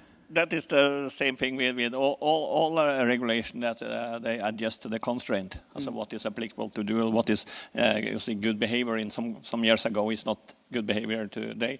Some words that you could talk about starting with N and so on F or that is not polite to do today. So that is ordinary in legal science that you adjust that. And that also will be, of course, some of the adjustment that you have, some of the guidance, but that is based on experience. Based on hard facts, not on feelings. Yes? Yeah, my question goes about the diagram of performance-based and prescriptions. Why do you think, or could you explain a little bit better, why performance-based standards are not so easy to digitize? Yeah, so first of all, when one chooses, the reason why one choosing to have performance-based standard is that you don't want to have those fixed conservative solutions. You want the one that is designing to find the best solution based on this intent, based on this objective. And that can be done in multiple ways, not only the one that is described as an example. So it is to support innovation in the industry. And I do think that we should have digital compliance checking system that is supporting innovation instead of going back to no, you have the fixed numbers and it's only when you have fixed numbers you can do it. What is the point of having something digital then? It is because performance is something that you are not representing when you are doing a BIM model, for example. No, yes, it can be in a BIM model, but then you have to have an understanding of a BIM model as a building information model. Not as this Revit IFC file where you have very fixed information. That doesn't give sense. That is a very, very narrow understanding of building information model. Yeah. Okay. So it has also to challenge that piece because you need a lot of information that you can't get into this IFC file. So you had a standard for representing the performance. No. The standard is in itself expressing the performance in itself, but you have to go into this mindset that they are familiar to work with performance-based regulation. Okay. Some people have these experiences and then they catch it easier. Some people with other discipline have some challenge because it is hard to interpret it. It creates creativity and also courage to see that this is my interpretation based on those facts, those hard analyses. I do think that this is good enough. Yeah, but the key point is those analyses. If you could have a standard about the analysis itself, the mathematical representation could be helpful for in that case? You have a lot of ways to do it. I expressed some of those yesterday with this fat stuff. But the key element is that it is transparent. You can see your arguments, you can see your analysis, and you can see the impact of it. And then you can go back and see that, no, that constraint was not correct. In this context, it's not that the size of wheelchair they are using. They're using electrical one. 1.50 meters is not enough at all. So we have to analyze it. But this analysis is based on hard facts, scientific, engineering, logic, or other types of logic. You can argue for it. That is the key element. You have to be able to argue. So maybe should we get some, from the dinner last night, we should get more politicians into this area who can learn us how to argument. So that, if that's answering your question, I hope so. Yes? Yeah, thank you, Eilif, for your presentation. And thank you so much for your many questions.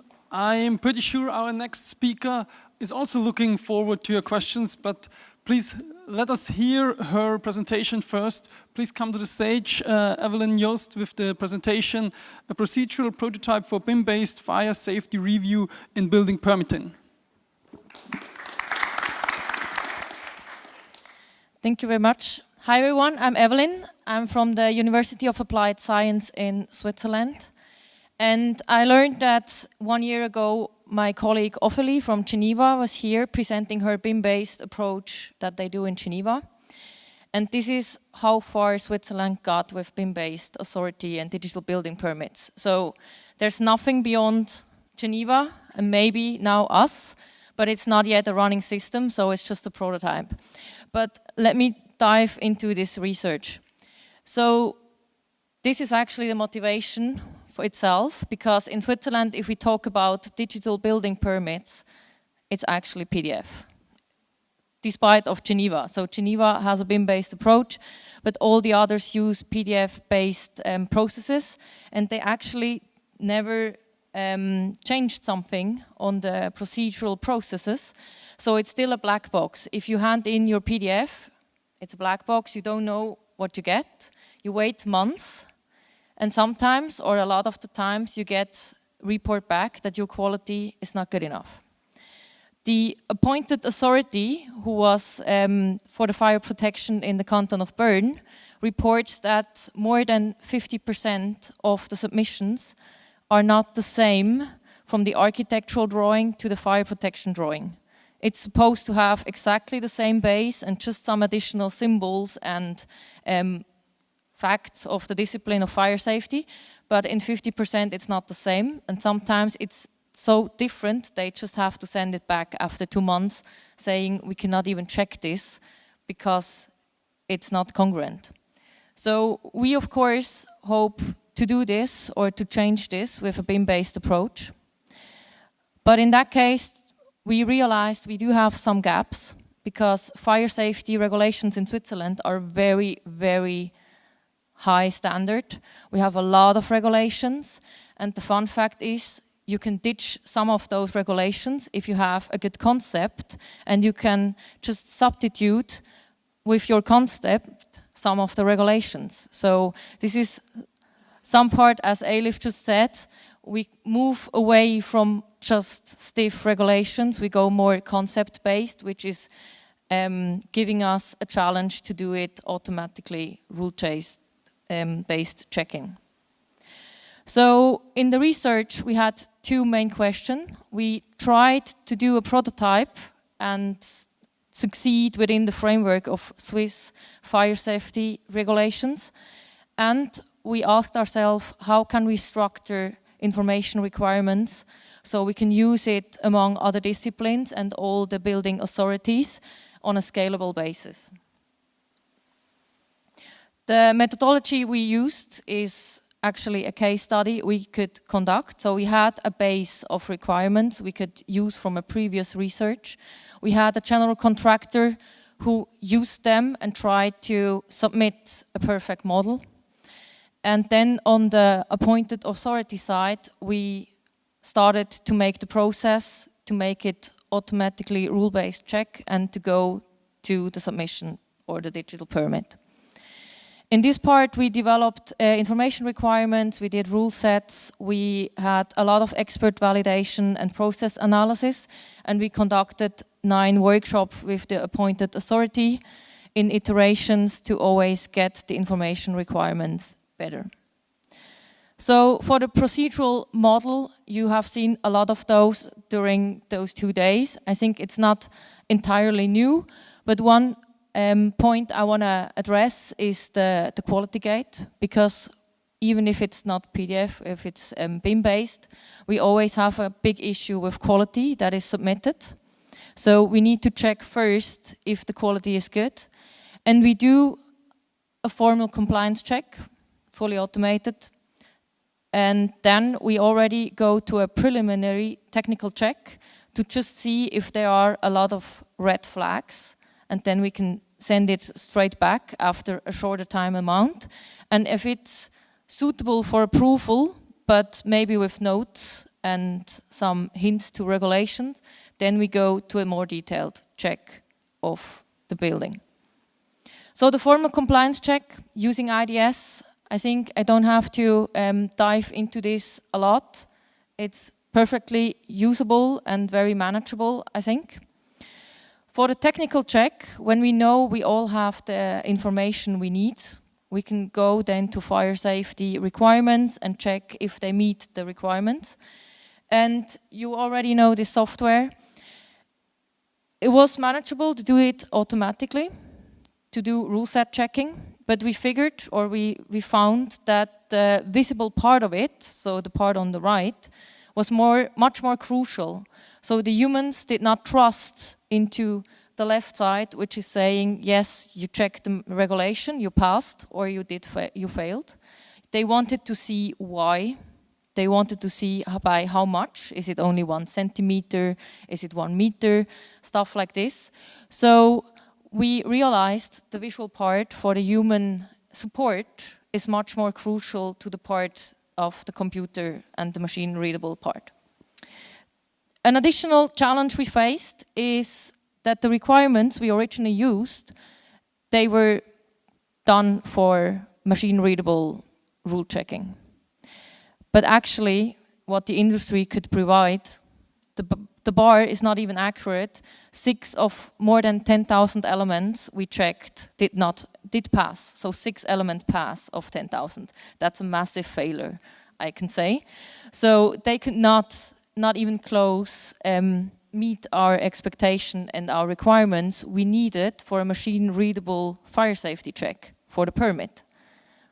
So we decided to go more to a human-supported approach and use the information by filtering and color it, and then the human is still checking. So we could lower those requirements, but of course there's still a lot of room for improvement for the industry. I will dive into that later. So we did more human-based approach of visual checking. So we highlighted the relevant information. We filtered out what is not relevant for this one rule. And then, for example, we can overlay it with the fire compartments, and they then say and check if the walls are correctly distributed or not, and if it's suitable for a building permit. To support this, additionally, we generated a Python script that is using some of the information we are providing to generate symbols as an IFC annotation in the model. This is not entirely new, but it helps the human, it's supporting him, because the fire safety specialist, for example, the door on the top left, they have to see at least 3 informations on the same time. They need to see what is the fire rating, is it self-closing or not, and is it a fire exit in Swiss manners? It doesn't have to be to the outside, but it's very important, and the expert needs to see all those 3 information at one moment. But we don't want to have to model those arrows and stuff they know from the 2D drawings. So we generated them automatically. Same, for example, with maximum occupancy in one room in a restaurant. They need to see and to interpret it in a very fast way. And we try to support this by using annotation. Second, we found that the IFC schema is actually lacking some information, in our opinion, because in early stages of fire protection, we don't want to know where exactly the fire extinguisher is or how many sprinkler components we have in a room. We only need to know what room is sprinkler protection and which is not. So we proposing some extensions, mostly on the spatial elements. So following the same concept as, for example, flammable storage already is. So you can say this room has a flammable storage. And we do the same for the extinguishing system and fire extinguisher. So we just check, is this room sprinkler protection or not? And then in a later phase in design and construction, then you go and draw and design all the components who are actually required to meet this requirement here on the space. And the third contribution we did was actually a modular structure of the information requirement. So we started with around 250 requirements for this goal we had in the beginning. And through these workshops, we could tear it down to around 53 requirements that we always need in a BIM-based building permit for fire safety.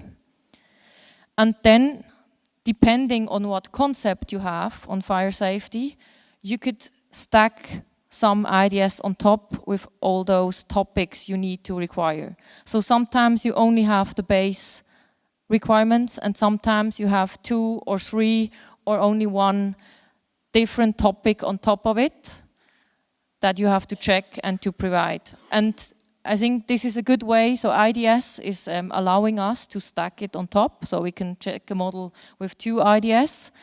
It's still the level 1 of IDS that Simon showed us on the first day, but it allowed us to get the requirements down by 42% for if you would have all of those topics added, but usually no project has all the topics, so you only have one, and then you're down by actually 75% down of the big start of the whole research we had. And to help the industry getting these improvements we saw on the graph that we need, we as well provided a practical framework. So we are providing for free now all the IDS we did. We're providing a modeling guideline to fire safety, and we're providing an example model so you could see how it is supposed to appear in the IFC model, because in Switzerland the information quality is really the challenge we face, and we hope that if they see how it should be done, they might try and get there, and we have in future more quality models. So to conclude this, I think we could proceed an approach that works in fire safety in Switzerland, and we came up with a structured version of the modularized IDS that will help us to get the requirements down. And this is going to be scalable for other topics we need in digital building permits.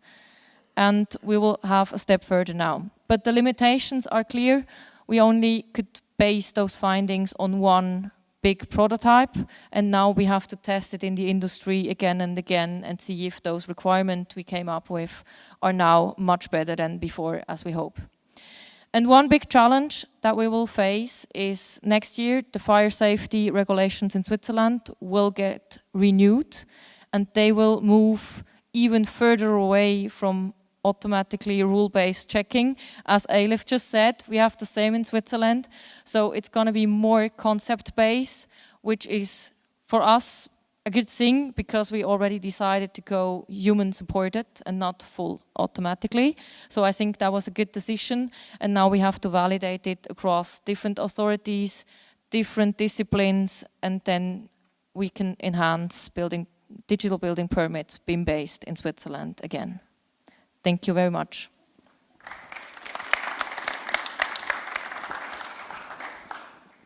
Thank you very much, Evelyne.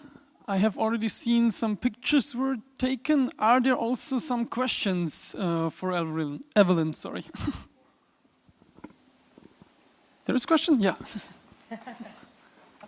Hi, Evelyne. Last year was very impressive, the presentation of Eilif.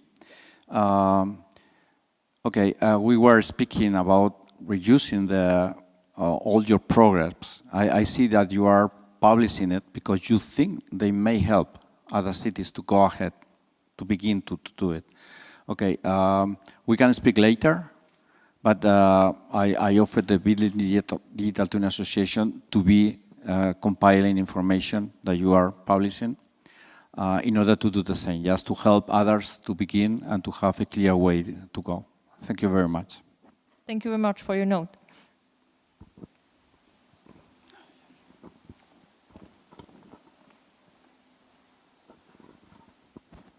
Thank you for the presentation. It might be a very basic question, but so when you could you expand more on what the reason for extending the schema is that you need information about which room is sprinkler protected before they usually model the sprinklers, or that you don't want them to model the sprinklers, or when? Yes, it's a matter of the stage we are in design. So in early stages, we don't have to model all the components yet. For a building permit, we don't need those, and the authority is actually not checking those. So we need more requirement properties on the spatial elements, or we're trying to shift there to go on spatial elements and put there the requirements. So it's as well like the disciplines are separate. The architect is not responsible to model those things, but the fire safety expert, which we have a lot of times because we have big buildings as well, he's saying you need to meet those requirements. But then in a later stage, the architect decides whether the wall is built in concrete or wood or lightweight and stuff. So then he has to translate those requirements to actually planning and constructing it.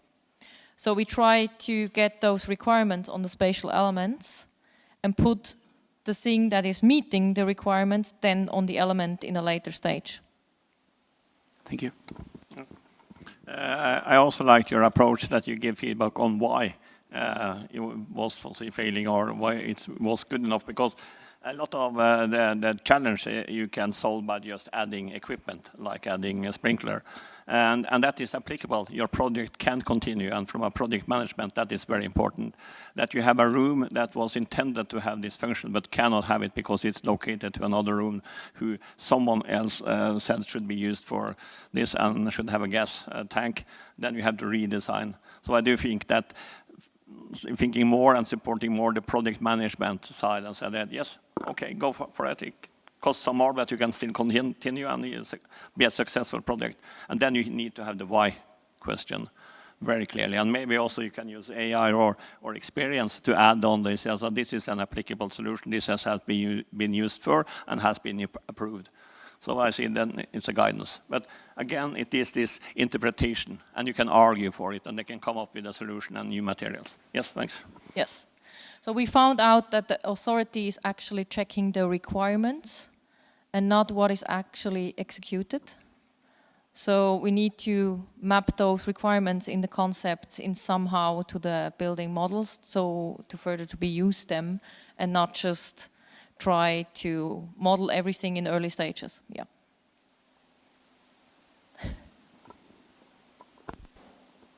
One thing which could be very interesting is because I have been supervising safety problems in a factory, is to have the inspection for the real, after the real work, the inspection to be done, just checking one by one all the components, okay? So it is something that could be prescribed as well, could be prepared for the inspector, just using all this information, yes. An idea. Thank you very much.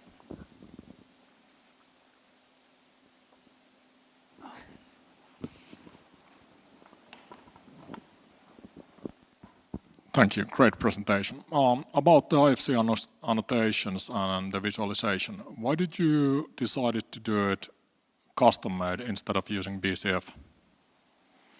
Because then you would get all the components issues directly with the model viewpoints ready. which could be used then on authoring tools? We will, or in the prototype, we use BCF, but it was not like a legal thing, because usually they only take one slab, for example, and say the requirement has to be this, and then they are not pointing it to all the slabs. They only put the text in the document usually once, and then the designer needs to realize I have to put this on all the slabs. And the authority was anxious that if they only put it on one slab, the designer could say in the end, oh, but you only gave us this feedback on one slab. I could not know that this is going to all of the slabs.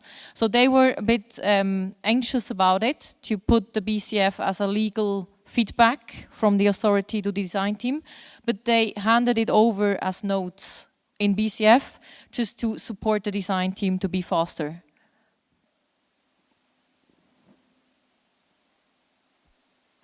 Yeah, then thank you, Evelyne, for the presentation.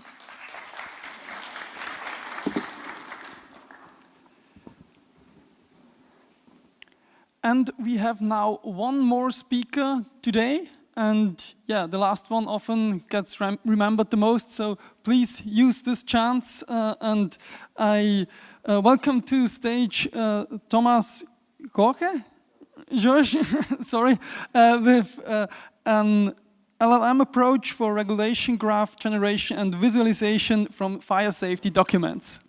Thank you.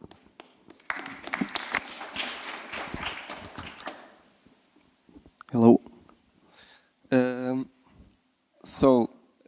My name is Tomás Jorge. First, let me say I'm the last. In Portuguese, normally we say o melhor fica para o fim, the best for the end. So, I'm from Portugal, Polytechnic of Porto. The work that I will be presenting here today is LLM approach for regulation graph generation and visualization for fire safety regulations.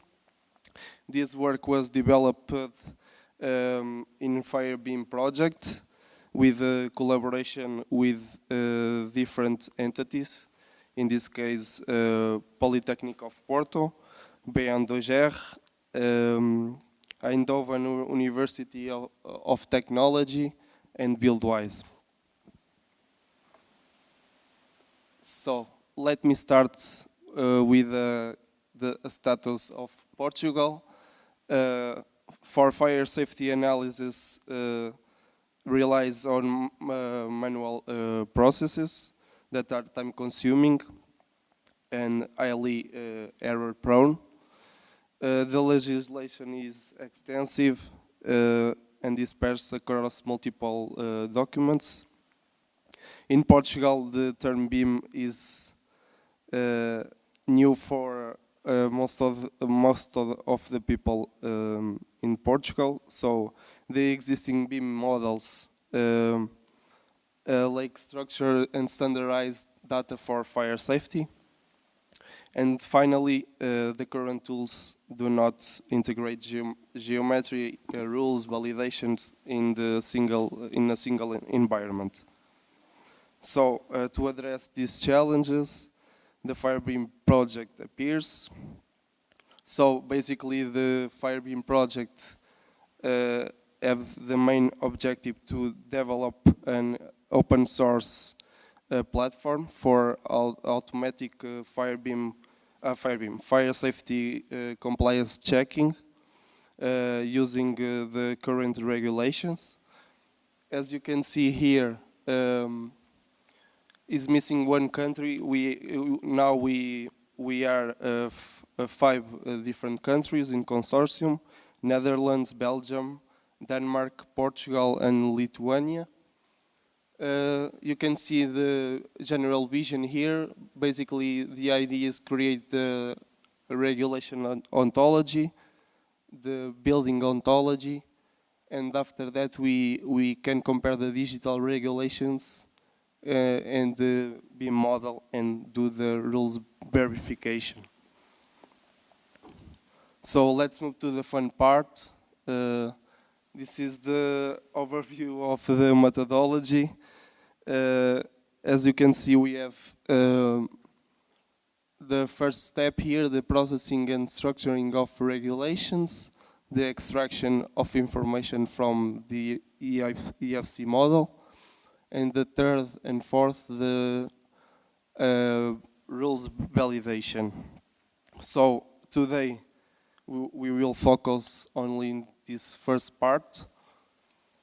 So this first part consists of transforming the natural language into a machine-readable information. So as you can see here, we have these three sub-steps: the conversion to machine-readable text, the enrichment and conversion to RDF graphs, and the last one, the visualization. As you can see, we have the Gemini API in more than 50% of this part of the methodology. So as we know, the LLMs are not perfect, so our idea was to adopt the human-in-the-loop process to ensure the accuracy of the results. So when you see this icon here, is necessary to have the expert validation, let's say. So now in more detail, in this first part we have the PDF. This is our regulation for one example of our regulation for fire safety. So basically, we do a conversion from PDF to Word because sometimes, sometimes we have PDFs that are blocked and we can't copy this information. After that, we do a metadata extraction. We can get the country, the language, and the document name. This is the output that we can get. After that, we do automatic table extraction. As you can see, we have a pattern in the tables. Normally, we have the table number, the table title, and the contents. So basically, here we use the morphological operations and to get the horizontal and vertical lines, and we use the OCR. But now we are testing the VLMs, vision language models, to improve this task. The third image is the text classification. So basically we have the labels, the paragraph, section title, and more. And basically we have the text in the Word and we do windows, and each line of this window is an input for the LLM, and the LLM will classify the line. So we can see here the label, the inference of the model. So we can sorry, this is in Portuguese, but basically this is like trash. This is annex number. This is the annex title. So for this case, we tested this for the BERT first. That's why in the beginning was a line in BERT, because the percentage that we got with BERT was worse than the LLM. So with BERT we got 70% of accuracy. With the LLMs, another percent was correct. So that's why now it's full LLMs and no BERT combination with LLMs. The second part, this is the JSON. We get the We get the JSON file that is generated here, and and we do the enrichment of this information. So for each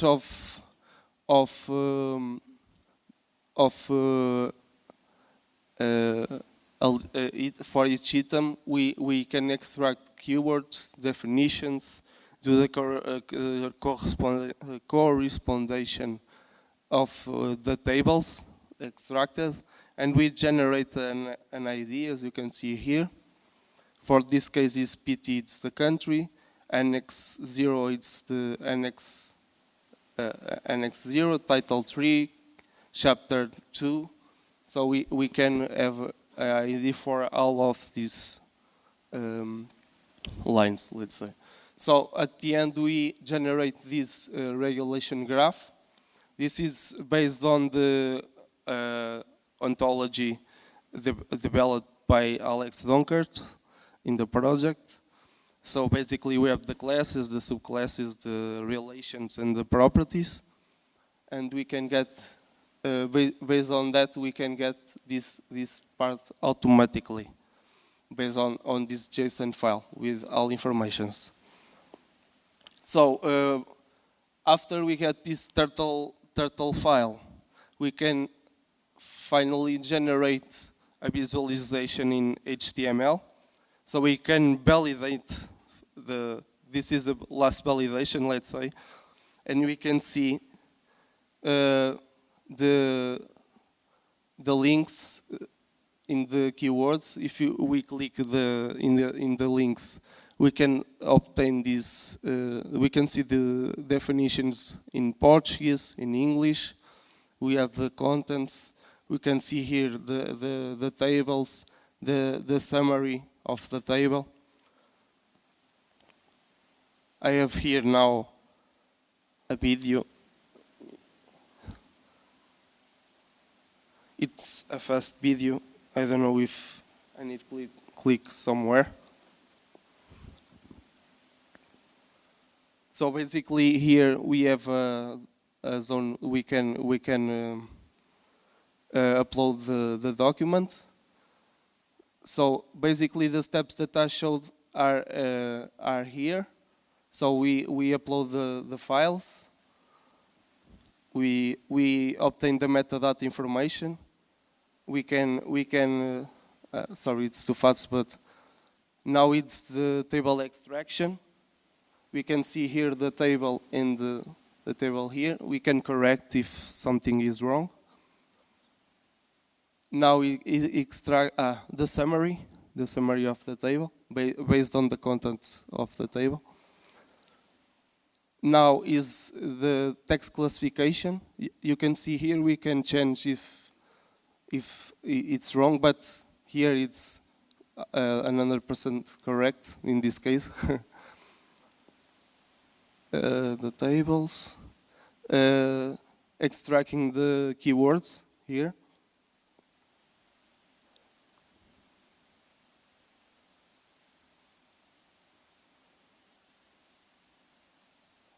This is the terminal, sorry.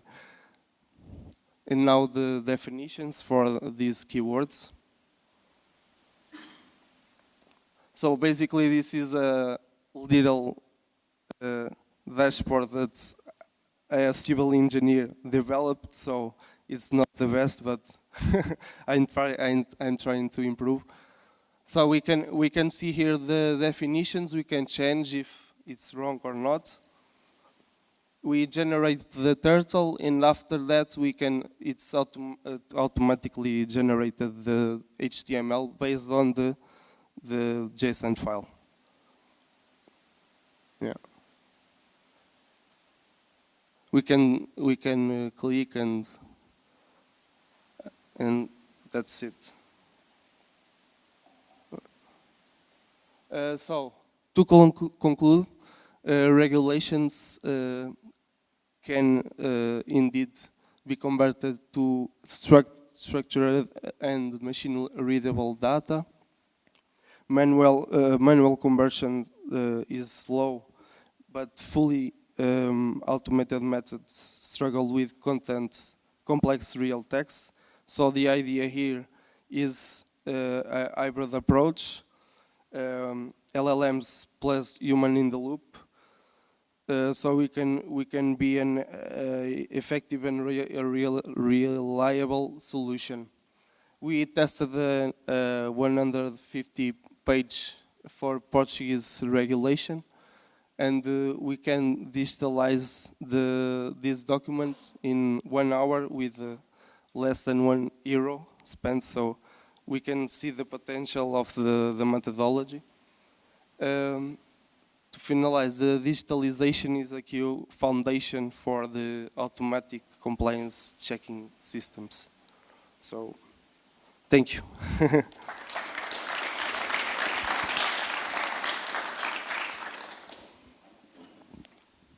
Thank you very much for your presentation and also the demonstration.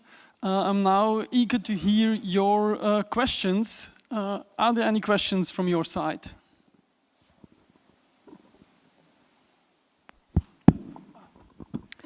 Thank you for your presentation. I'm wondering, do you have any numerical data on how often the human in the loop was needed? So how often you needed to make changes, or how often it was accurate, the fully automated? Sorry, I can't understand. Sorry. Can you repeat? How often was the human in the loop needed to do changes into to get accurate? In this case, was almost automatic, but yes, sometimes for the tables for the complex tables we need to do some changes. That's why we are trying to improve instead of OCR, use vision language models. But for the rest, for the text classification and the rest are more or less automatic, yes. Okay, because that would be very interesting to have some kind of percentage, how often 97% accurate. This is the first test, let's say just one document. The idea is now to do for other countries that are in consortium. So, thank you. Yes. Are there any other questions? Thank you for your presentation. You mentioned that when using BERT, the accuracy dropped. Do you have an idea why? I think that's the unbalanced classes that we had, because we have more cases for items or paragraphs, but for annex we had less cases. So I think can be this, but we need to have a good train to have a good performance. Using LLMs, you don't need to train, just tell him the labels, one example, that's it. So I think with LLMs, the problem is solved easily. Okay, thank you. Yes, thank you for a very good presentation and impressive results of one standards for it. It shows that large language models also has a potential. However, it's unfair to use that as a demonstration for one case. We tried to do something in Norway for large language model for project management, and then we're using 2,300 reports as a start, including to the library for the broadcasting for Norwegian language, and then we have 300 paragraphs to test data, and then we expect to have around 1,000 questions to fine-tune. So it's a difference between what you can do in research and what you can do as more for the public stuff. But it's impressive, but you need more resources. Yes. So continue your good work. That's what I'm saying. Don't get done by some small results. It can be solved. We have demonstrated it. Continue the good work. Thank you. Thank you.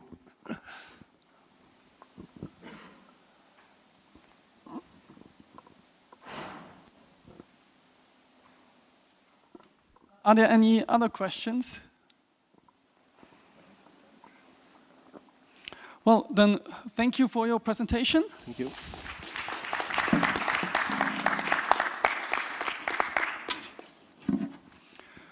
Well, this was the last presentation on this day, but it seems we have the last word after all. So I want to thank you for participating in this two presentation sessions today, and I also want to thank you for the lively discussions we had, even though we were a little bit fewer people today. And now for concluding, I want to ask Christian on stage to conclude with the conference. Yeah, also very much thank you from my side.